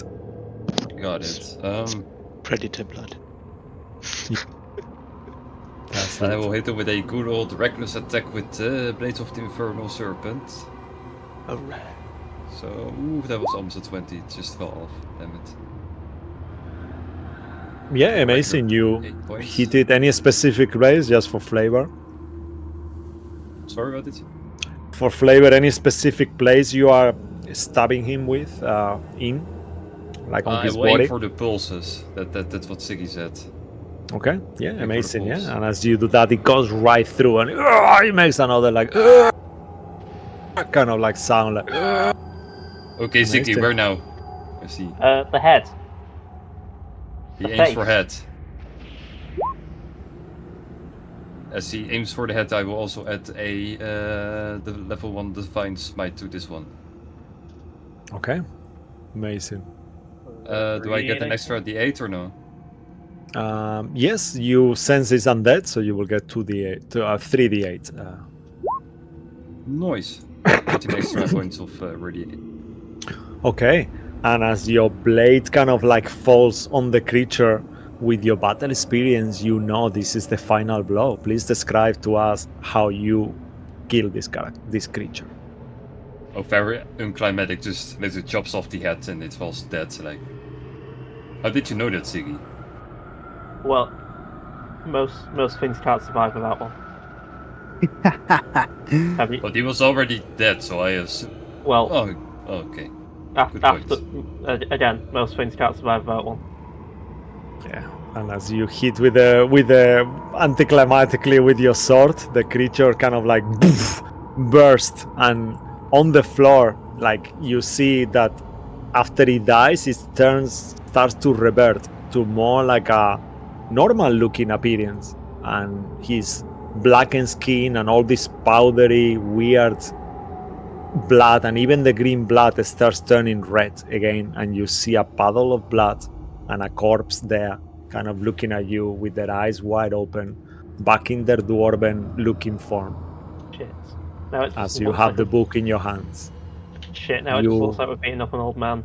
You notice as well there is a few people, other people that have exited the room, and all on this long corridor as we finish the session there, you see all these heads popping, looking at you like thinking, oh my god, and this dwarf kind of full of blood on the floor. And I think that would be a good place for us to finish tonight. Oh dear, this looks bad. And this has happened to me twice in this place. Well done, guys. You did kill the undead. And thank you so much for amazing players. Thank you, Lucky, Andy, Joey, Luke, Mark, and our amazing Cody and Mo as well. And yeah, and thanks for all of you watching from home. Thanks for our raiders and all our viewers as well. It's amazing. We will see you here tomorrow or Sunday as we continue our ascent towards the stars in there. And with Mark's game, it's going to be a crazy going on as we saw Ziggy's killer. So it's going to be an encounter. I'm sorry I will not be there, but yeah, I'm sure you guys have a great time. Thank you for watching. Thank you for being here. And until we see you next, stay magical, you all. Thanks to Darren Curtin and Jade Webster and to, Tabletop Audio. Good night. Bye bye. Good night. Thank you. Bye.